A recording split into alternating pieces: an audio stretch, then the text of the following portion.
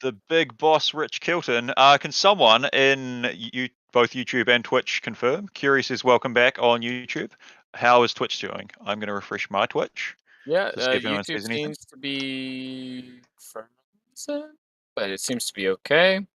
Volume had gone. Oh, there we're back. We're back. We're good. By the way, if you're watching us live, make sure you hit that like button. You know, just like help the video get noticed. Help the algorithm gods, especially if you're on YouTube. That really does help as well. Yeah. Mm-hmm. I think That's YouTube's just usually refreshed, or at least mine has. But I'm going to yes. go rejoin YouTube. I think we may have just been watching the other game. But this one's done. Are the Thousand Suns just mopping up the remainder of the last few sacred Eldar lives? So this just in, Magnus, Thousand Suns murdering all the Elder.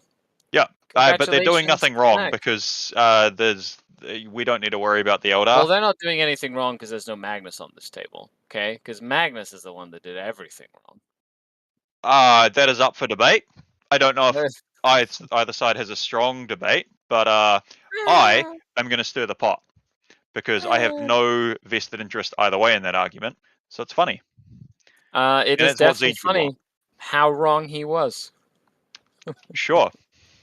Well, look, it's going to satisfy at least one of the elves with Kegarak. Laughing God can laugh at the thing that's funny, and Zinch can appreciate shenanigans. So it's fine. And if he doesn't like it, he just changes it. Yeah, and the Emperor can appreciate me backing his son up. Yeah, sure.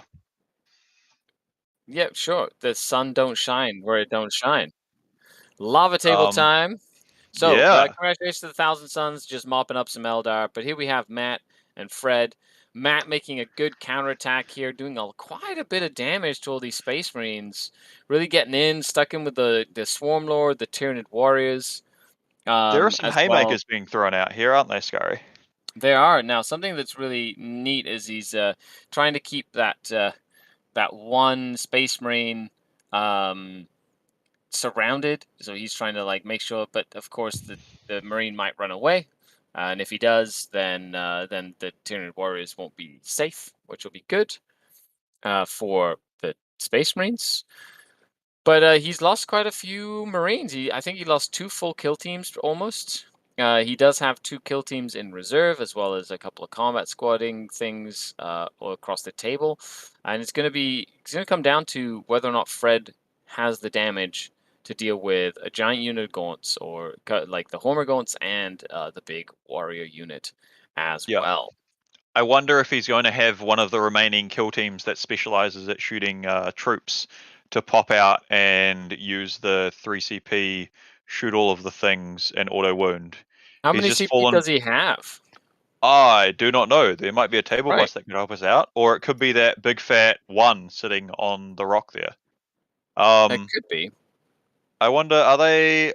Oh, so that looks like the Trigon Prime has just cleared the kill team from the top left and consolidated approximately 3 inches towards something down the bottom of the table. Correct. Yep.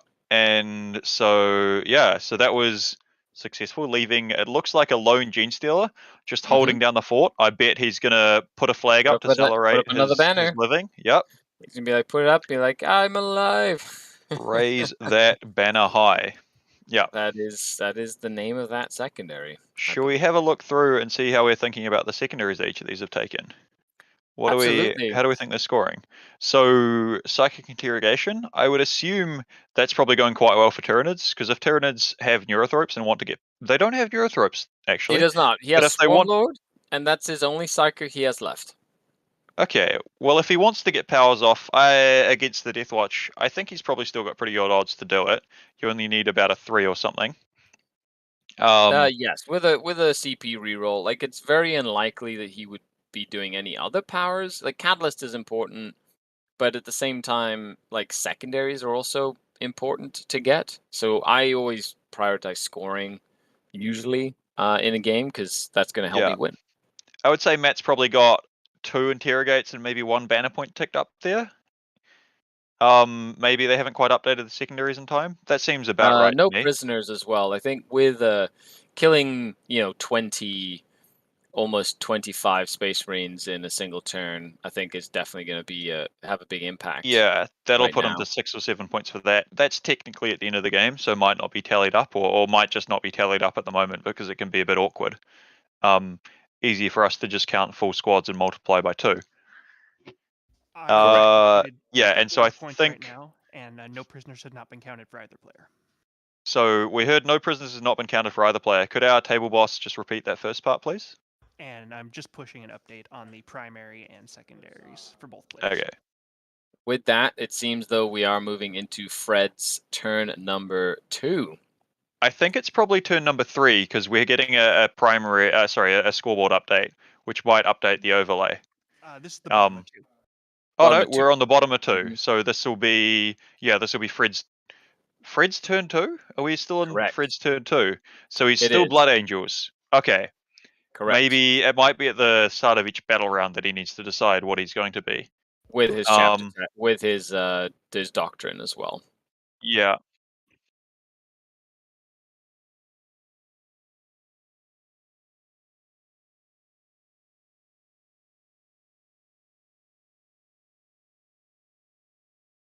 Yeah, so Mitch is weighing in. Now at the same time, so Fred was able to pull Matt down to a 4-point primary on Matt's second turn. Now Fred was able to hold on to 2 objectives, giving him 8 points on his primary on his second turn, which will add into the kill a unit on an objective and take an objective, which is 3. That's why he's got 11 to Matt's 9. And that puts Fred in a good position in terms of scoring. But now, of course, Fred has to clear a whole bunch of stuff. He's got Swarmlord. He's got a big unit of Tyranid warriors. He's got that giant unit of Hormagaunts that he has to deal with as well. And that's not including the Termagaunts and the Tyran effects that are just stringing back onto that backfield objective as well. Also, shout out to, I think, the one lone Venomthrope just chilling in the middle of the river of lava on 1 wound underneath a pillar of lava. He's just vibing, loving life, living his best life. -1 to hit. Just getting those spores, being a spore-tastic time. The Tyranids are also on their 5-up invul this turn. So the Tyranids are apparently on their 5-up invul this turn, which with the zone threats alive at the start of the battle round to do that. Maybe they died on in the Tyranid fight phase. But anyway, he's saying that he's able to cast it because they were in the battle. Okay. So apparently they can be cast. And he can cast one that was in the battle.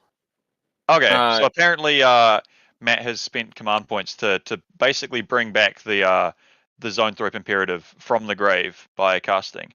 The table boss sounds confident. I think it might be on a single unit. I think that's not army-wise. He can use a CP to use it. That cast thing, Scary, is the Leviathan Psychic Power. I believe these guys are Behemoth, but he's basically spending a CP to use a trait that hasn't been used before, which would be the Zone Thrope Imperative, I believe, to bring it back. I think YouTube chat's laughing at us. Let's just assume they're laughing at us. Laughing at me, even. I'll take the blame. Scary, you're doing great. I'll stop talking now. And I don't mind taking the blame. You know what I mean? I'm just saying. Right? Yeah, okay. Yeah. But anyway, I tend to do Synaptic Legacy. Synaptic Legacy is the stratagem, apparently. Okay. Yeah. All right, we got there. That's literally what I'm pulling up right now. I'm literally pulling it up as I'm typing it in right now. Wahapedia is saving us. I need to see whenever, and this is something that anybody can say, like when I'm playing a game and I ask to see a rule or to read a rule, it has nothing to do with me like not believing my opponent, because I'm a very visual learner when it comes to reading. So when I read something, it sort of imprints in my brain, and then I will remember it for next time. Be like, yes, that is how that works. So I kind of need to just see it and read it, which is, just saying. What did you say it's called? A Synaptic Legacy, I believe. Synaptic Legacy. Okay, so I'm reading this stratagem, which was used. So, 1 command point. Use this stratagem at the start of the battle round. when selecting a synaptic imperative ability to be active for your army. If your warlord is on the battlefield and has the Hive Tendril keyword, you can select the synaptic imperative ability of a destroyed model from your army instead of one from a model that is on the battlefield. Note that, unless otherwise allowed, you still cannot select that ability if it has already been selected by you earlier in the battle. So because the Zoanthropes died, that's the only reason he was able to use it. Makes sense. Well, that was why he needed to use that stratagem to use that, and so that's quite cool. Actually, you can just toss them away if you know that's going to happen, and use it at the start of the battle round. And you can also, so that adds some credence to our thoughts that the Turvagon Imperative was active turn 1. Correct. Yeah, of course we're correct. No one can refute Absolutely. us. No, Chat, we definitely are. don't try and refute us and drive interaction. This isn't a bait. Nope. We're right and you're all wrong. Did I say that right? Yeah, sure. Well, you said Excellent. we're right, which makes it right. There you go. So we are right. Yeah. Now, a 5-up invulnerable save on the army for 1 CP, that's a pretty good stratagem, I'm not going to lie. Yeah, And, when especially when you've got Tyranid warriors with a 4-up armor save, and there's some Deathwatch well, veterans some of with them did already AP die access. pretty quickly, though. Let's just say that some of them have been removed already. But imagine how much more quickly they would have died, Scary. Yeah, Very I'm much going so. with it. I do like how Fred is definitely kind of asking questions, pointing, measuring stuff out before he makes any choices or before he does anything. And that just shows that he's like paying attention and he's doing what he needs to do. I And think making those he's choices before he rolls any dice, kind of asking what unit is what, how many models do you have left in that unit, kind of like looking at that target priority, very important to look at as well. He's also left the infiltrators have gone back onto that back objective, bottom right-hand side, where they have put up a banner with the little blue marker that you can see on the objective there. Yep. Yeah, I think Fred is a particularly meticulous player, and I mean, you would need to be to play this Deathwatch army with so many moving parts, becoming different chapter tactics and doctrines each battle round. So yeah, getting all the information to make the right decision and execute on a plan with extreme prejudice against the filthy Xenos, Correct. as all good with Deathwatch should. Yeah. Lloyd in chat has asked, wondering if Charity Hammer is using the new changes for Nephilim with the Balance Slate update, and I'm pretty sure we are playing current Hammer. Yeah, we sure are. Not current Hammer. Yeah. Yeah. So we've had we started Charity Hammer off with the worst RTT, and that was using old rules because we had pre-submitted screened lists. And otherwise, barring one game, everything is with the new pack. And that one game had a pretty good reason of it was to see which of the two 5-0 players from the Best in Tabletop Open were the true winner. Turns out it was Tyler Bortell's Tyranids beating out Steve Trimble's Tyranids, I believe. But yeah, otherwise we are playing with all new Nephilim, I believe. Yep. As The opposed to Nephilim Nuckman. Warzone Nephilim Grand Tournament Mission Pack, which is the new season for Warhammer 40,000. I'm sure. Where could they hear about that, Scary? Just setting you up there. Where might they be able to find out some more? More information? You mean someone who read the entire thing and provided some great thought process in the meantime? That's why you can see that on Scardcast, the YouTube channel. Well, that's wonderful. And so if they want to hear your lovely dulcet, is that the right word? Tones? Just cover the rules. Yeah. Tell you what's up with the new book. Yeah, Scardcast. At on YouTube. Of course, don't do that now. You're watching Charity Hammer. Oh, of course, check don't do that later now. after the weekend. You can If always you're check that out at some point. Yeah, if you're going anywhere now, you should be going to charityhammer.com to donate to Child's Play. See how smooth that was? I'm going to make it smoother That by was a pointing it out. fantastic transition. Child's Play, where to support a great cause, helping kids in hospital have things to do, play games, arts, crafts, games, puzzles. Everything. It's a fantastic cause, and they support hospitals, all over the place. So, Yep. if for every $30 that you donate, you will get a raffle ticket, and we're doing some crazy giveaways from um, a huge buying spree, all the way to an army painted, all the way to boxes and just a bunch of merchandise and stuff and Warhammer things, and oh boy, it's like a smorgasbord of things that you could win. Yep. And so Charity Hammer, who's associated with Penny Arcade, they provide things for children's hospitals. They also support Child's Play. I don't know what I said. I've been corrected. But yeah, Charity Hammer is in fact the show that is supporting Child's Play, the charity. There we go.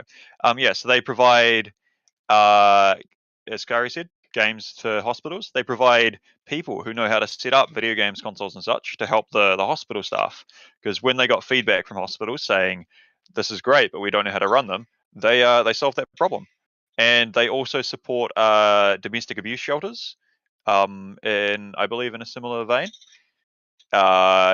And they're international, so around the world, various countries, and every cent you donate will go directly to them. Nothing gets taken to help Charity Hammer. Everyone's here on their own dime. But as Scary said, every $30 gets you a ticket. Which is super exciting. So this year we're aiming to raise $50,000. So make sure you help by taking a chunk out of that number for yourself and supporting a great cause. Yeah. Speaking of taking chunks out of things, these Deathwatch taking some chunks out of apparently there's a potential comeback on the Thousand Suns Elf game. Okay, So we well, might be switching over. Or our table mouse might be checking. Maybe both. There's things are going on. It's both. There's a comeback, and there are. Do you see any Terminators, Scurry? I see some Terminators in the middle of the table there. I see Yep. Armand still in his disc in the middle. I still see one of the Executioners. You're right. However, seems like Billy does have a decent amount of points, which means he wasn't out. He wasn't out yet. He's been going out kicking, doing as much as he can. Is it going to be enough for him to come back and get the wrath of Kane out? This is something that's interesting. If my opponent, like Thousand Suns, had picked Psychic Interrogation, you know what I'd probably want to do? Go and murder all my characters. Like, have them That's a physically great just play. die. Just Yeah, literally you go can't and have run your them all up front and just get them all killed. Yeah, if you get your characters killed, they can't be interrogated. It's a really great Correct. way to keep quiet. Man, I Right. am yawning and not talking correctly. But in the YouTube chat, were people asking, they're just waking up.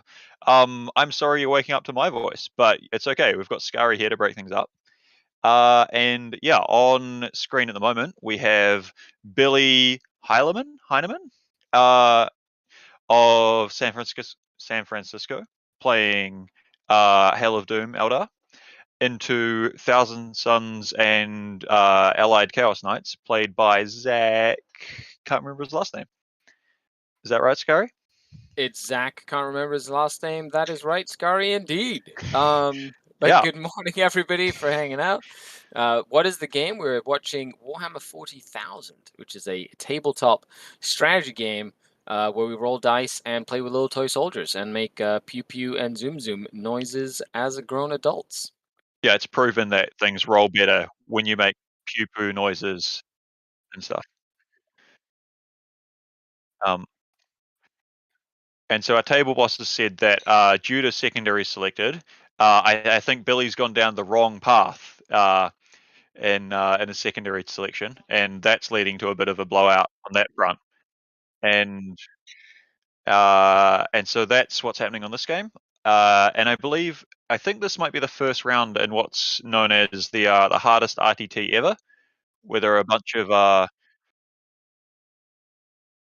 Correct. The apparently hardest that's not RTT this. ever, the hardest RTT ever starts after this wonderful pairing shoutcast. right? I And I feel like apologize. Charity Hammer is going to have a hard time matching the energy that we have exuded this morning at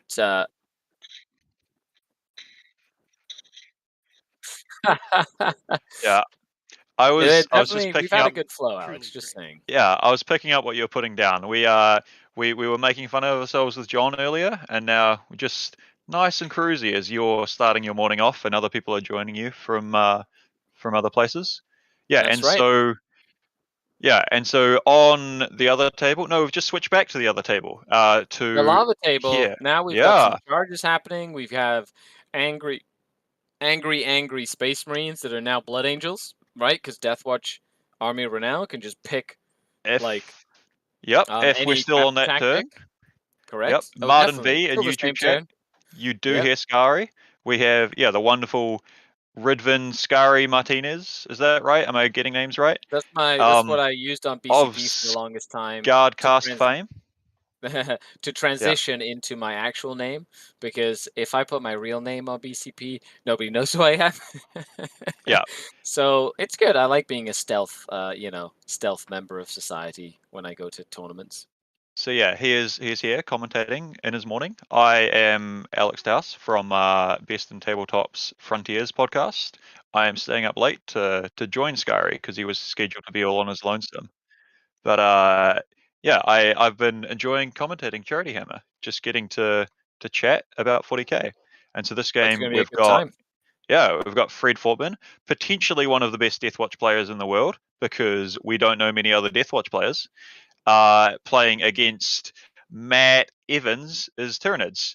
And so Matt Evans is famous, known for knocking John Lennon down to the 0-1 bracket at LVO this year. And he owes approximately 5 people who got 100 owed by John Lennon in the following games some drinks, I believe. Yeah, that or a very, well-worded apology letter. Yeah. And possibly an accompanying drink. But yeah, for sure. That does definitely make sense. So it seems like those Tyranid warriors have been reduced to 3-4 models, and then Swarm Lord is at the bottom middle of your corner as well, with some of the Hormagaunts, Termagaunts taking a bit of damage. But getting rid of those warriors and kind of taking the wind out of the sails of that big warrior unit, they are probably one of the nastiest things that the Space Marines will have to contend with. Those bone swords cutting through Space Marines with their high damage, and decent AP, which really helps even against the armor of Contempt as well. I'll be honest. I actually expected there to be less bugs around. I thought Fred's punch here might have been a bit harder, but with him rolling dice still, he might not have literally punched yet. It might have just been some shooting. So I hear the aggressors are only just starting to punch with their power fists, which will be wounding, I think, anything. I think they're the ones on going twos. they're going into the Tyranid Warriors as well? Okay, if that's the case, then I believe Tyranid Warriors might be having a bit of a bad time. Yeah, they will be hitting. They'll be. Well, they're Blood Angels. +1 to wound, Yep. +1 AP and Assault Doctrine. Like, there is some, the 5-up Feel No Pain is pretty handy, but there we go. Dead Tyranid Warriors as the biggest threat to the Space Marines, I believe, has now been neutralized, solidifying the center of the objective, or the center objective, now against maybe a couple of Gene Stealers, which kind of have to stay back there to score primary points, and a Trigon Prime. And Fred being quite smart, using the Consolidates to essentially move around the Chaplain to prevent that Trigon Prime from being able to go in and kill the Chaplain, who is good for the litanies and kind of getting and being a great booster with reroll hits in close combat and potentially some additional close combat potential. Plus, Swarm that Lord is Chaplain being attacked by an AP5 Chaplain that ignores invuls. So apparently, an AP5 Chaplain ignoring invols is hitting Swarmlord. That feels like it would be bad for Swarmlord's health.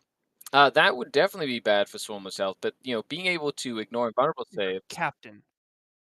Captain, the Captain with the Xenophase Blade. Yeah, so Captain ignores invols. I've met that guy the other side of my Archon for a while. Yeah, I bet he and didn't enjoy that, did he? he The did not Archon. enjoy that at all. That flicker field's a little bit important to the Archon's living. And It definitely is until you roll that fateful one, which happens every single time. But yes. no, it never happens, Scary. As someone who's played against Dark Eldar, or Drukari, sorry, you probably prefer the correct name. It Dark never Eldar is the happens. correct name, thank you. I am sorry I went back on it then. I made myself incorrect.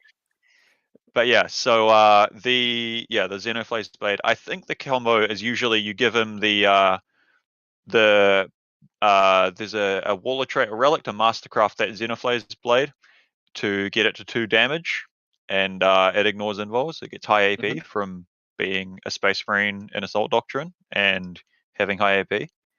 And then, of course, Blood Angels with a +1 to wound will really help out as well. Now, something I did want to note is that Chaplain on a bike has the Beacon and Jealous, which does mean he can essentially teleport a unit of Deathwatch from anywhere on the table to his location, which is going to be incredibly useful in the later part of this game, being able to grab those. He's got 2 units in the backfield objective, and if that Trigon Prime doesn't go and try and murder them and clear them off the objective and goes into the middle, then he can always just use the Chaplain to essentially pull one of those units into the fight, and then potentially clear out, say, those Gene Stealers, or go and threaten the Tyranid home objective. So it's a great tool to have being a Deathwatch player.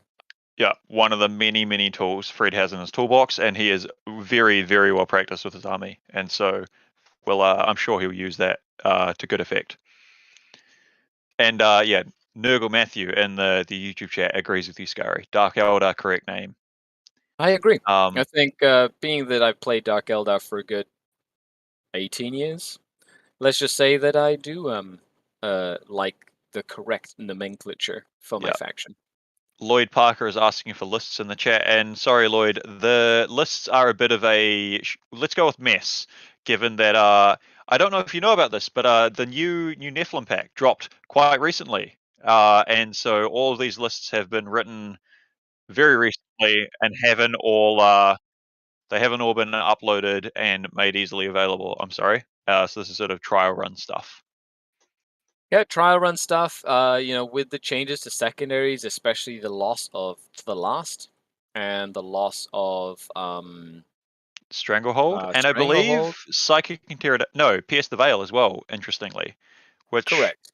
I was a bit sad about that. I got an Inquisitor and Ford deployed it in a couple of my games. I've maxed that secondary every time I've taken it, but I guess it'll stay that way, which is kind of cute. It definitely was a secondary that I did see used infrequently, but when it was used, it was like an automatic 15-point sort of thing. Swarmlord remains alive with 7 wounds after passing all 4 invos against the Chaplain. What a mad lad! Heavy Thunderhammer, sorry.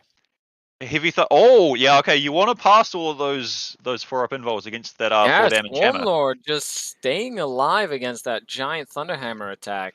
What a boss! Swarmlord just showing why he is the Lord of the Swarm, and he's not going to let those Space Marines dictate what he's allowed to do and kill. The only damage he took was from the Xenophase Blade with no info. That Xenophase Blade, however. We'll try repeat that when he chimes in, and yeah, carry on. Oh dear, we've crashed. We are the champions. We are the champions. Apparently. No, I'm not going to try sing. Scary, you've baited me. I don't believe. Don't get copyright strike, Mitch says. Okay, Scary, let's dial it back a bit. Yeah. Well, how about this, Scary? With the new Nephilim changes that you might or might not have been able to read through, is there anything you're excited about? Anything new you're excited to see on the table? Try yourself. Look, I think one of the things I'm most excited about is shout out to Sam Lemon, by the way, says Scary and Townsy, what more could you want in life? You know what? Cheers to that. Sip of my coffee for that comment. Really appreciate it. I'm excited about using multiple secondaries from your faction, number one. Number two, I love the subtle wording changes in a lot of the secondaries that they've done for all of the factions. Especially in a lot of the secondaries that have to do with like killing something or picking like a specific objective. A lot of the ones that were get your opponent to pick something is now become I pick something or you pick something for yourself, especially with like the challenge secondaries like the Blood Angel one or the Black Templar one, where you can pick a character to issue a challenge, and now you can get a character to accept the challenge before your opponent picked that character to accept the challenge. However, you get to pick who accepts the challenge now. So you can pick like a specific character, you can pick a specific thing that you know you're going to have to fight or the opponent needs to use, and not just something that they can hide easily or whatever. And I love those subtle changes, which make some secondaries a lot more like appealing than they were before.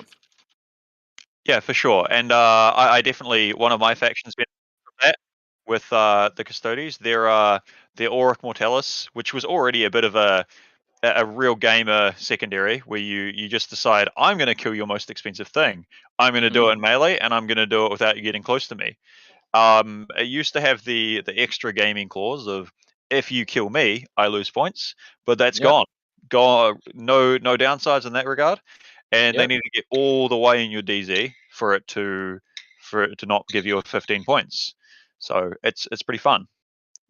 I've only had one point of sadness with that secondary actually, which is if they take a coward's way out. Oh, Mitch was saying something important. Okay, it looks like the stream's back. So can anyone in YouTube confirm that we have audio, or Twitch or something? So apparently we might need to give a minute for connections to reset if you can't hear anything. Someone says video and sound back on Twitch. Thank you, part of the plan. It's all part of the plan. Video and sound are back. Part of the plan, indeed. And Matt Fred scores are updated, still no prisoners.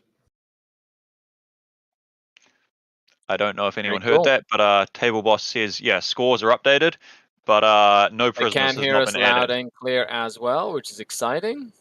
And only you guys can hear the Table Bosses, is my understanding. Alrighty. So we do have an updated score with Fred at 21 points right now as Matt goes into his third turn with 28 points.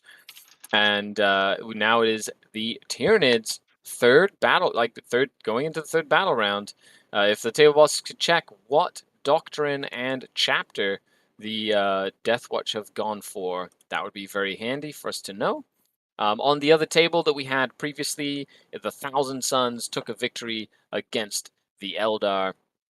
But now it seems like Matt is definitely using the Gaunts to go after that unit of intercessors, also trying to pull down one of those banners that were put up as well. Well, infiltrators, my apologies. Really trying to make sure that he goes in. There wasn't a lot of shooting. It was mainly just, seems like going straight into combat or almost straight into combat, or it was some sort of, oh no, there we go, just moving still. We are Iron Hands. There's a chance. Iron Hands Assault Doctrine. So they'll be getting a Feel No Pain on their intercessors. All of the no vehicles Fred can take in his Army of Renown will double their wounds remaining. And I think something else. I think they Overwatch on 5s. That used to be a thing. I don't know if that's a thing anymore. I think it's still a thing because they still have their supplement, right? And the Iron Hand supplement still exists. So I think it's still going to be the same, right? Yeah, 6-up Army-wide Feel No Pain. Yeah, so there's definitely a 6-up Army-wide Feel No Pain at least. Yeah, the Feel No Pain is definitely the thing. I think that's probably the most important thing, especially when you're running Gravis 3 wounded toughness 5 models. Being able to get a Feel No Pain on multi-wound models, it means that like multi-damage attacks, which we're getting from Swarmlord, which we're getting from the Trigon, don't have nearly the same effectiveness into multi-wound damage, even with a Feel No Pain, because you just have to make 1 or 2 of those Feel No Pains to make the amount of attacks coming into you very inefficient. Yeah, with the Swarmlord and the Trigon, I'm pretty sure both of those are 3 damage each. And so, yeah, that swinging into Gravis, it's pretty close mathematically to halving their output because you've got to No, not halving their output, but you've got almost a 50-50 chance to ignore effectively one of the saves by rolling one of those 6-up Field Note Pains. So it's about 2/3 the output. Yeah, maths. Maths is always a fun time, I tell you. It seems like Swarmlord might have gone for a smite to try and kill something that was in combat with him instead of a psychic interrogation, or maybe went for psychic interrogation and used a CP strat to cast additional psychic power of some sort. But here we have some damage happening as we move into the shooting phase, and just kind of picking off some of the damage here with the big Tyran effects, as well as some of the guns on the Trigon Prime and some of the flesh borers on the Gaunts. Big bug starting with T. That's right. The Gene Stealers in the top left-hand objective have, once again, put up a banner. I think that might just be a solo Gene Stealer, singular. He's stolen his pair of pants from the Deathwatch team that went near him, and it's just, yep, I live here now. I will score points. I have a flag. Do you have a flag? It's a very expensive flag putter-upper, but you got to use what you got to use when you have to use it. And let's just say that Gene Stealers don't have any opposable thumbs, which means I find the putting up of flags a bit sus. Are you sure? I thought they had 4 opposable thumbs, Scary. That's last I checked, twice the number you and I have, or the same as we have together. I don't know. Rending claws don't really count as thumbs. It might, that might like cut the banner up a little bit, wouldn't it? Yeah, I don't think it's worth very much after that in terms of point value. Yeah. So yeah. All right. Do we know what Fred's rolling here? People are rolling dice. Yeah, right now he's just doing some shooting still. Now, as soon as we move into the charge phase, we'll start getting some extra charges in. Of course, with I think the Tyran effects, he doesn't have a lot of shooting. These turns are going to go a lot faster than normal. Or not just going to go fast in general. Although a big unit of Hormagaunts is really going to be the main thing. I think those Hormagaunts are going to overwhelm that unit of infiltrators in the bottom left-hand corner. That one? They're infiltrators, yeah. And then we've got Swarmlord, who with that smite freed himself up and is now, or with Psychic Scream freed himself up, is now able to charge into combat with the Chaplain and the Gravis Marines as well. So we've got that combat in the middle doing well. I don't know if the Termagants will come in to put some objectives secured on it, but right now Matt needs to try and do as much damage as possible on that big unit, which is the last big kill team that Fred has, right? And just showing how... Yeah, I was going to say, does the table boss know, does Fred have 2 CP sitting there to threaten and interrupt with those aggressors? Because if he doesn't have that, that's pretty massive for the 2 big bugs about to swing. Yeah, either that or interrupt with the infiltrators at the bottom with their high number of attacks. They can kill a lot of the Hormagaunts as well. It's crazy how many attacks they have too. Off rerolls. Someone has turned off rerolls? Oh, someone maybe is pretending to be salamanders and turning off wound rerolls? No, the tail attack off the prime. The tail attack of the Tyranids prime has done something. Does it turn off it allows him to not reroll certain things. Okay. The Tyranid prime has tickled something with its tail, and they can't reroll certain things. Let's check out the Trigon Prime, right? Yeah. Has a weapon called the Toxin Spite. No, that's not it. Toxin Spite? We're looking at the Rattle. Is it a biostatic rattle or something? It's a biostatic rattle. So at the start of the fight phase, select one enemy unit in engagement range of the bearer and roll 3d6. If the result is greater than the enemy's unit leadership characteristic, till the end of the phase, each time a model in that unit makes an attack, that attack hit cannot be rerolled, and the wound roll cannot be rerolled either, which really helps against the Chaplain if the Chaplain has the Aura of Hate up, which would be a big change and changes the math on that drastically, especially with the -1 to hit on those Power Fists. And I think, do Deathwatch like natively reroll wounds against Xenos or something like that? That feels like they might do it. Reroll wounds of 1 or something. Oh, and we have a handshake here. Is that a handshake? Is that did Fred decide that is going to be the game there, or did they just quickly decide what's going on? Did Fred feel he was going to lose? We have a That's possibly with Matt the winner. Okay. All right, that's interesting. Matt, we have to get prepped for the next tournament game, and there's only 6 minutes. Yeah. Okay. So it makes sense. 6 minutes until the next round. Congratulations to Matt, the Tyranids. It did look pretty spicy as Fred advanced up, but Matt showing how he was able to beat John Lennon by just being awesome at playing with the bugs. Very much so. So as someone important who knows what's going on, is that Charity Hammer able to let us know if I am blanking right now, if there is anything else to go on? Are people giving things away? Yeah. Exactly. Blind Rattlesnake says, ? Interesting, while Valerie calls out to Death Watch for a cowardly surrender. I agree. They should have all gone down swinging. Unfortunately, the TO called it. Yeah, no. So apparently, I think the TO models, I'm reading chat, the TO called the game, I believe, because of... Yeah, because the hardest RTT ever is starting. In 5 minutes' time, the hardest RTT in the world is going to be beginning. Is going to start. We're going to have a fantastic time playing with that. We have Mitch. We have Mitch Pelham and Seth and Pickles.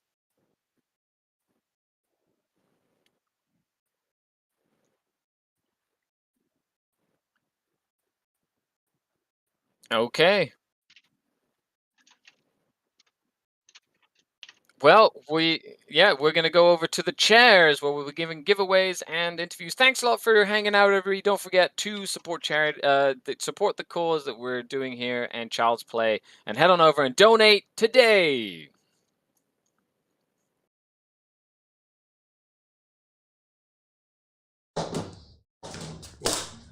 Yeah, it's fine. Yeah, classic. This is 6 a.m. people. This is how it goes. Charity Hammer. Good morning. There is supposed to be a Colin right here, but there is not. He is still sleeping, and I'm not gonna wake him. Yeah. Hey, if you can sleep through parts of Charity Hammer, that's amazing. It sounds great. I'll try it sometime. Someday. Yeah, eventually. Anyway, so you have been playing throughout the night. How many games are you at now for Charity Hammer? 4 games. 4 games so far. You're about to go into another one right now. What's your matchup? I'm about to play Forces of the Hive Mind versus Imperial Knights in the GT. Noah Badome. Indeed. John Lennon wrote Noah's list, and Imperial Knights didn't really change, and I wrote my Forces list on the back of a napkin, so we'll see how it goes. It sounds about like it's very similar origins for these lists. Absolutely. It's very similar pedigrees, so like Completely. it's going to be nothing can go wrong. It's either going to be a blowout or really tight because that's how Knights are. It's one or the other. They're always binary. Yep. No middle ground. Yeah. Do you think you have the tools to deal with Knights? Well, I took the Reaper Flyrant out of my list because I was tired of him. So not really, no. But I'm gonna. I got Biovores. I got a lot of move blocking, kitschy nonsense. I got 2 big squads of warriors that, given the right buffs, can do a whole lot of damage. I think we'll see how it goes. I think the mission's going to depend a little bit how well Noah positions, especially his war dogs, because I got swarming, so I got a whole lot of obsec. So if the war dogs go down and I can position stuff correctly, he might just not have enough activations to table me quickly enough. So that's kind of the goal. We'll see if it works out that way. Sure. Okay. Oh man. So your games, you have a favorite game so far? Oh man, that's real hard. It's probably Outward Realms, honestly. Okay. So let's. I'm not supposed to swear. Yeah. Sorry. Love it.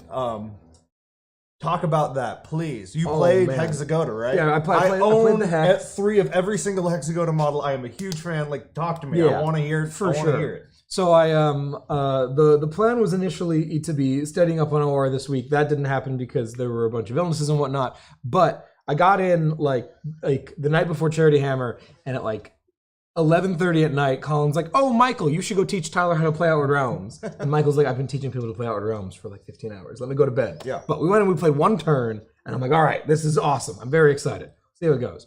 Get to play into Chuck round 1, featuring the Realm. Unfortunately, as far as the starter boxes, which is what we were playing, are concerned, the balance between Realm and Hexagoda is a little bit Hexagoda flavored. Realm are like all this 1 damage firepower, and Hexagoda just do not care about 1 damage because they have a 4-up ignore against it. Sure. So that ended up going super my side. Also, Chuck was rocking around with this giant exosuit, which looked really cool, until my Norn Queen, which is like the only psychic thing in the game, was like, smite, and then it died. So that was freaking awesome. That game is so much fun. Got super excited to go play in the finals of that tournament. Ended up losing to Shoots on if you go back to the R Twitch VODs to watch that, it's a great game. Stuff was swinging back and forth and back and forth. Neither of us have any idea what we're doing. Sure. So like there's a whole lot of let's shoot this thing and that thing. I don't know what happens. I've never shot this thing before. I've never shot at that thing before. Yeah. But oh my gosh, it was tons of fun. I think my favorite thing about Outward Realms is so at the core of every game, it's the problem you want to solve, right? Yeah. Like you choose Tyranids and Hive Mind in a very specific method. That's the problem you want to solve, and then the meta is that larger, is the larger testing field for that equation. Sure. Right. And with Outward Realms, it's so tight and it's so back and forth. There's so many different levers to pull. Yeah. But they're small levers. They don't create giant swings, but you see the effects and you're like, oh, well, that led to that. And so you're really able to feel like, oh, I won or I lost. Yeah. And that that depth of interaction and feeling of ownership makes it gives a lot of flavor and texture to the tactical experience. Yeah, absolutely. There are so many times in 40K where it feels like a turn and a half is just automatic. Like I've done this so many times before. Sure. I'm just going through the motions turn one. Here. We know okay, I went second. Here's my plan. I'm going to do this. I'm going to do that. I'm going to shoot at what's exposed because strangle. Yeah, but in OR, it's nothing like that. Every single activation, there are 43 different options, and you got to be planning pretty far ahead to make sure you don't burn through all the ones that you're going to need later. I made that mistake in the finals. My Queenling ran out of, I needed one more activation out of her to get her out of harm's way, and I just didn't have that available to me because I wasn't thinking in advance about how different things were going to move. And she got murked, and it was all over. Yeah, the Queen is fundamental to Hexagoda play. She is incredibly powerful, but also incredibly vulnerable to getting punched in the face. Absolutely. And then, what was Shoots playing? Oh. Shoots was playing the Batra. Okay, nice. Oh, fuck. Frog boys. I love the Predator frogs. They're amazing. Yeah, they're fantastic. But speaking of things that are amazing, giveaways. Those are rad. Could someone grab those 2 boxes for me over there? And I just got to find the spreadsheet. Nope, that is not the person we're waiting for. These ones? Yes, those. Thank you. Wow. My spreadsheet seems to have disappeared. 1 second, guys. There it is. Let me refresh it so I can get all those new donations because you guys are donating, right? CharityHammer.com, like $30 each. Why skimp? We're giving away all kinds of stuff. So we've got the War Boss, the Death Killer War Trike.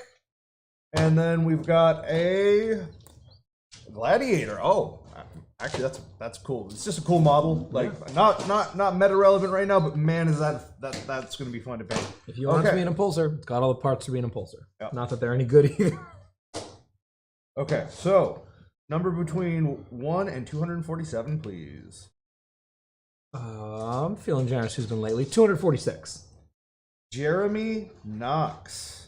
Congratulations, Jeremy Knox. You've got on your brand new Gladiator. Woo! Okay, let me write that down real quick. Otherwise, it doesn't happen. I mean, it's technically all recorded, but no one wants to go back for that. Mm-hmm. Okay, and I need another number from Billy. 1 and 247. 157. 157, he says. That is a number that has not been taken yet. Cameron Carpenter. Congratulations, Cameron, on your brand new Death Killer War Trike. Yeah. It's blank. Okay, guys, so they are setting up right now for their games. I'm going to let Tyler go set up for his. His opponent hasn't arrived yet, but it's off stream anyway. I have to, Colin should be waking up soon. If not, I'm going to send someone in to roust him. And I don't want that job. no, I don't either. That's why I want to send someone. I have that privilege. Wow. I'm gonna use it. Yeah. Anyway, so I'm gonna hop over here and get coordinated with our commentators, make sure everything's looking set up, and we will get coverage going for the first round of the GT. Hardest GT. Like ridiculous. Like it's so stacked. Crazy. It's FGO War Trek. Sorry guys, again, ADHD. If you don't do it now, it doesn't happen. Okay. All those are given away. Can someone go to the stack of stuff so we have more stuff to give away? Where is this stack? In the garage. Almost off of here.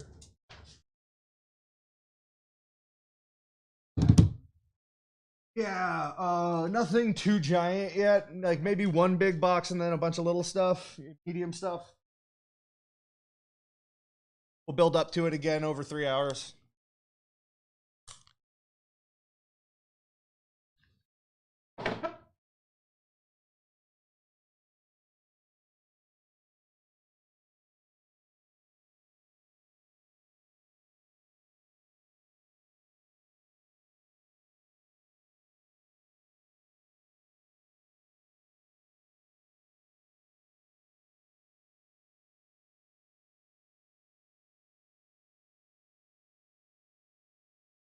Okay.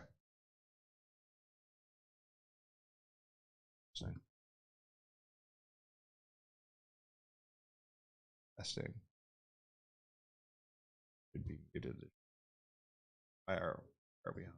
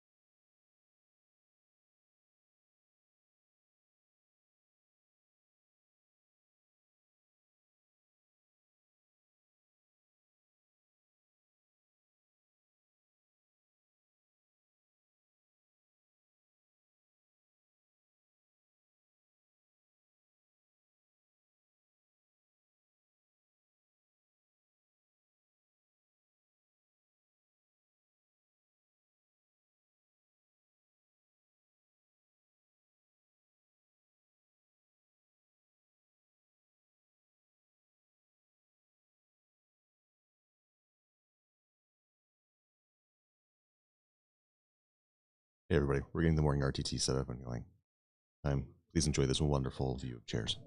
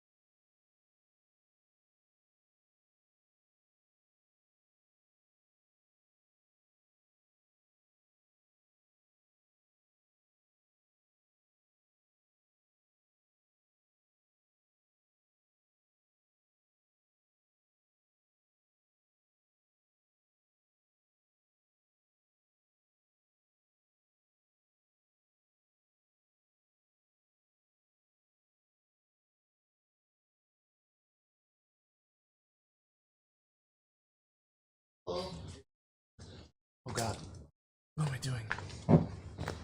Hey guys, we are still getting everyone set up. It is 6 a.m. Everyone is getting ready for their tournament games, and it's a new mission pack. We have the books. We are ready to go, thanks to Dark Tower Games.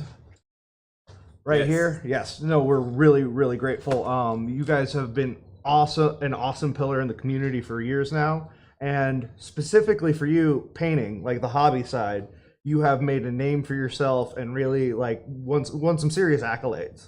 Yeah, part of Dark Tower's thing is definitely community based, and combining competitive scene with playability and with the hobby side. There's plenty of people that aren't necessarily good at painting, and so they don't come to events because they're just going in and they're gonna lose in the gameplay, or they're good and they just not into that thing. So we try to bridge the gap with that. I myself am not a top tier player, but I am getting better, but I am on the upper end of the paint scale. So it's kind of just being able to talk to the people, bring those new individuals either into the game or people that have, again, like I said, been middle so-so with gameplay and or hobby, and just elevate as a whole. So I should introduce you correctly.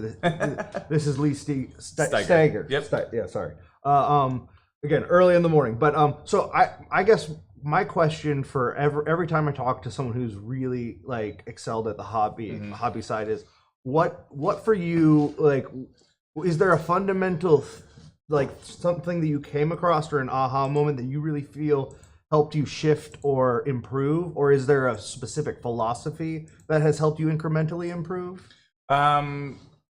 Yes. So philosophy is really that habit building, the death by 1,000 cuts. I paint every day, at minimum for 30 minutes. Like I go into the studio and I paint every day. And treat it like writing, right? Yep, like exactly. Gotta put the entry in. Got to put the entry in. There was a story my dad told a long time ago. Is he was into calligraphy, and one of the masters, quotation marks, of writing, they went and interviewed him and did whatever, and he writes his alphabet every day.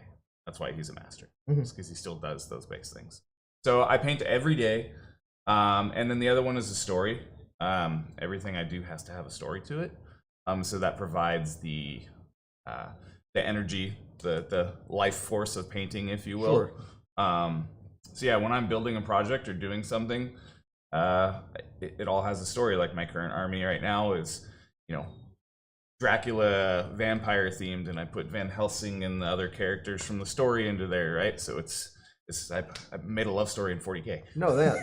It's I agree with you. I tend to have like passion projects like that my ADHD tends to abandon halfway through. But like in theory, I'm like, oh man, like I'm gonna do underwater space wolves, and there'll be sea wolves, and it'll be this, and it'll be this display board, and I get like halfway through, and I'm like, what if I did sisters? But no, but I think the fundamentals thing is something that resonates as just a life, like it's true whether it's for physical fitness, whether for any good habit. Yep. A habit is something you do every day, and that's a really nice to hear, because I think that is also something that whether or not you're like, hey, I want to get to X level or not, you can be like, hey, I want to put in the time. So whatever my level is, I'm improving, and that's all you're competing with anyway. We're all playing the course, right? Like that's what I try to remind people is like, hey, the hobby is the model is your challenge. It's not what someone else did with it. It's not it's what can you do with it versus what you could have done with it, 2 years ago. Correct. Right? Because that's where you can actually control these. You cannot control the fact that someone else is like a comic book artist and is like, oh, hey, well, what would be great is if we just did a tapestry. Like, well, you mean you hand paint it? No, I wove it. What? What?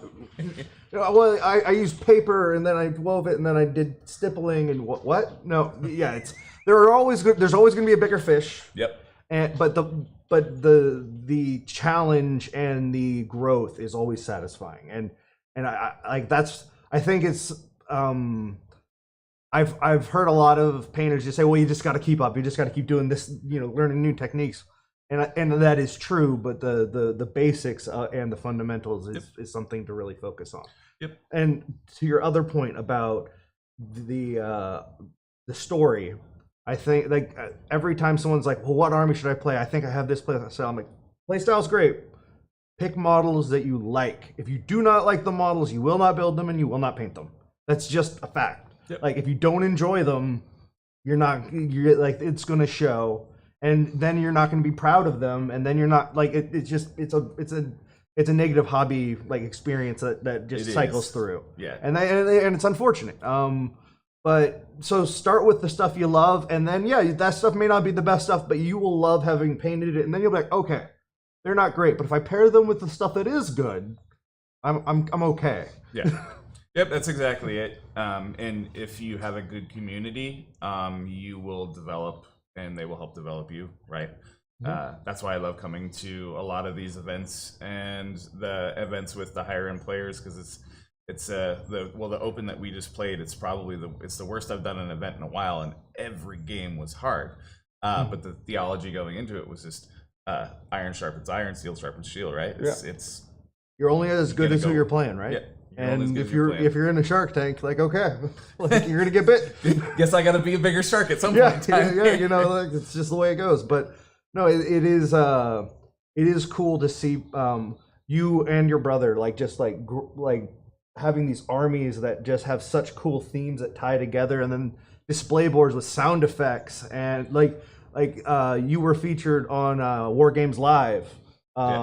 Like specifically, like it was really cool. They like zoomed in. They got the great pan shot with the smoke. Awesome. Yeah, I try to tell people like the GT we had last week. Like we have amazing hobby people here. We don't even have all of them. Like half of them didn't show up. Yeah. And I'm like, the people who didn't show up, it's all this, and it's like, cool, max out the rubric. Like it's ridiculous, and it's a little discouraging when you're not good, but it is also inspiring.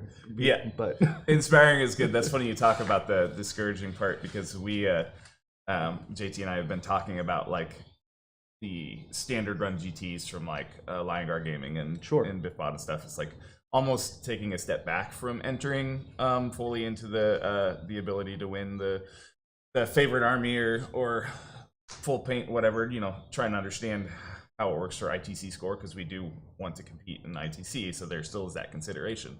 But definitely wanting to either maybe donate some prizing or just encourage some of the people that. My thing is I've done it at Dark Tower at our store a couple times as far as people that have made an improvement. So I'll see and I'll be like, hey, you know what? Here, sure, so-and-so won, or I won, or whatever it is, but I'm going to give you the prize support based on the accolades of improvement. So Sure, it's kind of awesome. the mentality. That's the mentality we're shifting to, at least for our local. Yeah, no, our and local area. There needs to be an incremental amount of seriousness in the size of tournament, right? Like the small ones you should not be enforcing the same rules. I mean, there are obviously standards of behavior, but everything beyond that, like it's like, okay, you made a mistake. That's cool. Let's learn how not to make that mistake. Let's learn how to check our rules in a different way. What do we need to do? Do you need to have a printout? Like you help people find ways because it's a complex game. You have to get this stuff into your head. I've been doing this for almost 10 years. It's not fair for me to look at someone and be like, oh, you don't understand like that string of 10 numbers and that just doesn't make sense to you? Yeah, like it's like showing someone Morse code and be like, what do you mean you don't understand? Like that guy is clearly in trouble. There are a lot of crabs there. Like of course you don't know that. It's just the way it works. Anyway, we're going to hopefully be able to cut over to the games. They are doing mission 12, tear down their icons. I don't think this one has changed. I don't think I've just looked at the book mostly yesterday. Yeah. I'm a very paper person, not a digital person. I have a hard time rolling through that. Yeah. So looking at the book last night, it was more of a cursory look through. I don't think they've done very much to the mission. So. Yeah, no, I don't think they've really changed the missions, but it is tear down their icons, guys. So I'm gonna go check the cameras and see if our commentators are in, and if we can't get that going. Sweet. Thank you so much. Yes, thank you.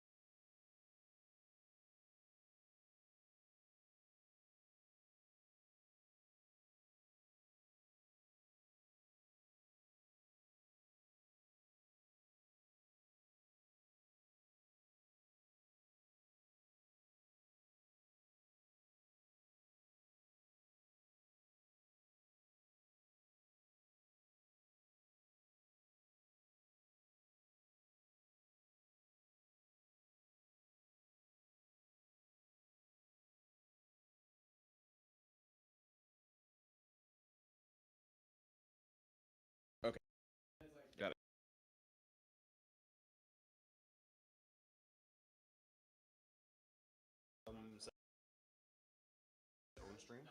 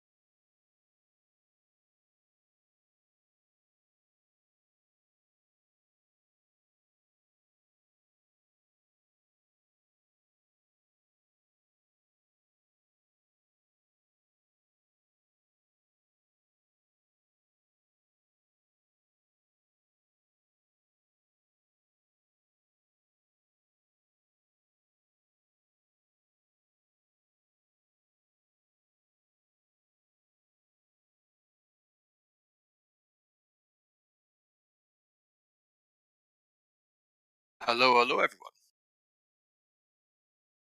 Hey, so how's it going, Mitch? How is the vibe over there? I gather you're at Charity Hammer right now.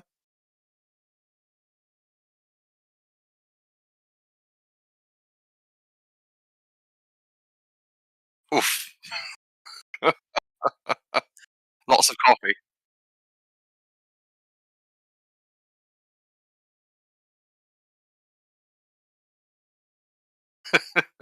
Many coffees shall be consumed, I'm sure.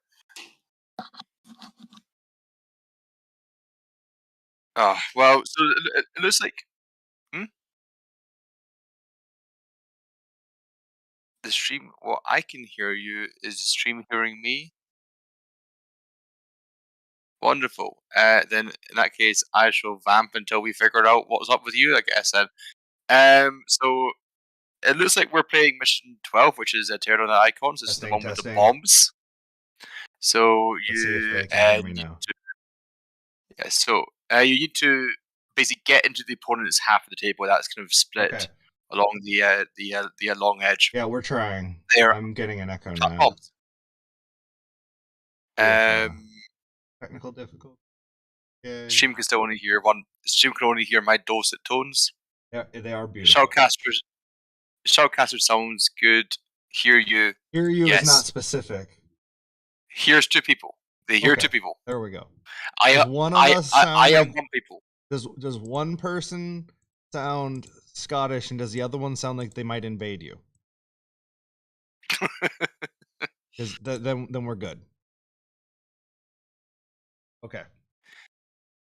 Thank you for the kind words, DZeb. Glad that I can now be heard. Excellent. This is all really thanks to our incredible behind-the-scenes tech team, who I will not name because I know it makes them uncomfortable. Kiddo Crew Gaming, which person is quieter? Is it myself, Chris, or Mitch? This is Mitch.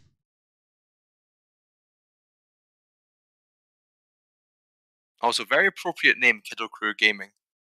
Given I what said we're raising invade, not colonize. There is a difference. I'm just going to take the oil and leave. Well, not leave, just leave people behind. They can hear both of us now? I think we're good. I gotta stop being political now. I'm gonna get in trouble. Mitch sounds further away, but then he is in the US. I can be closer to the mic. I'll get you some ASMR, Mitch, now. Yeah. Like, we can make this happen. How close I think we should say that for... How low can I go? How smooth can this be? Smooth like butter, baby. Okay, so seriously though, going to table 1, we have JT Steiger and Sean Naden. This is going to be amazing. JT, a local TO for Dark Tower, brother of Lee, who we just had on for an interview, and I do not know what JT is bringing. I'm guessing it's going to be this going to be a flavor of Space Marine, because that's what he's been playing lately. Grey Knights with 3 baby knights. Grey Knights. Excellent. Love this. Oh man. Baby carriers. All about it. Yeah. And then we have Sean Naden's Orcs, if I remember correctly. Yeah, because again, Sean Naden will not allow you to predict what he does. He will not be dictated to for what he plays. You cannot put him in a box. Do we know anything more about these lists apart from 3 baby carriers? Because it'll be quite interesting to see what the actual matchups are. Oh God, like, I don't. I'm an amateur at this. I'm a podcaster. I don't actually do like real work. No, let me see if I can. I can actually look that up. I can look that up. Yeah, maybe a tech priest can give us some more information about these lovely armies. Am I coming through clearly now? Is this good? It's still good for me. Well, I'm always good for you. I'm just what you want. That's different. Turn up Mitch's volume, says Menagerie AU in the YouTube You know, like this is the only time I ever get that note. Everyone else is like, Mitch, quiet down.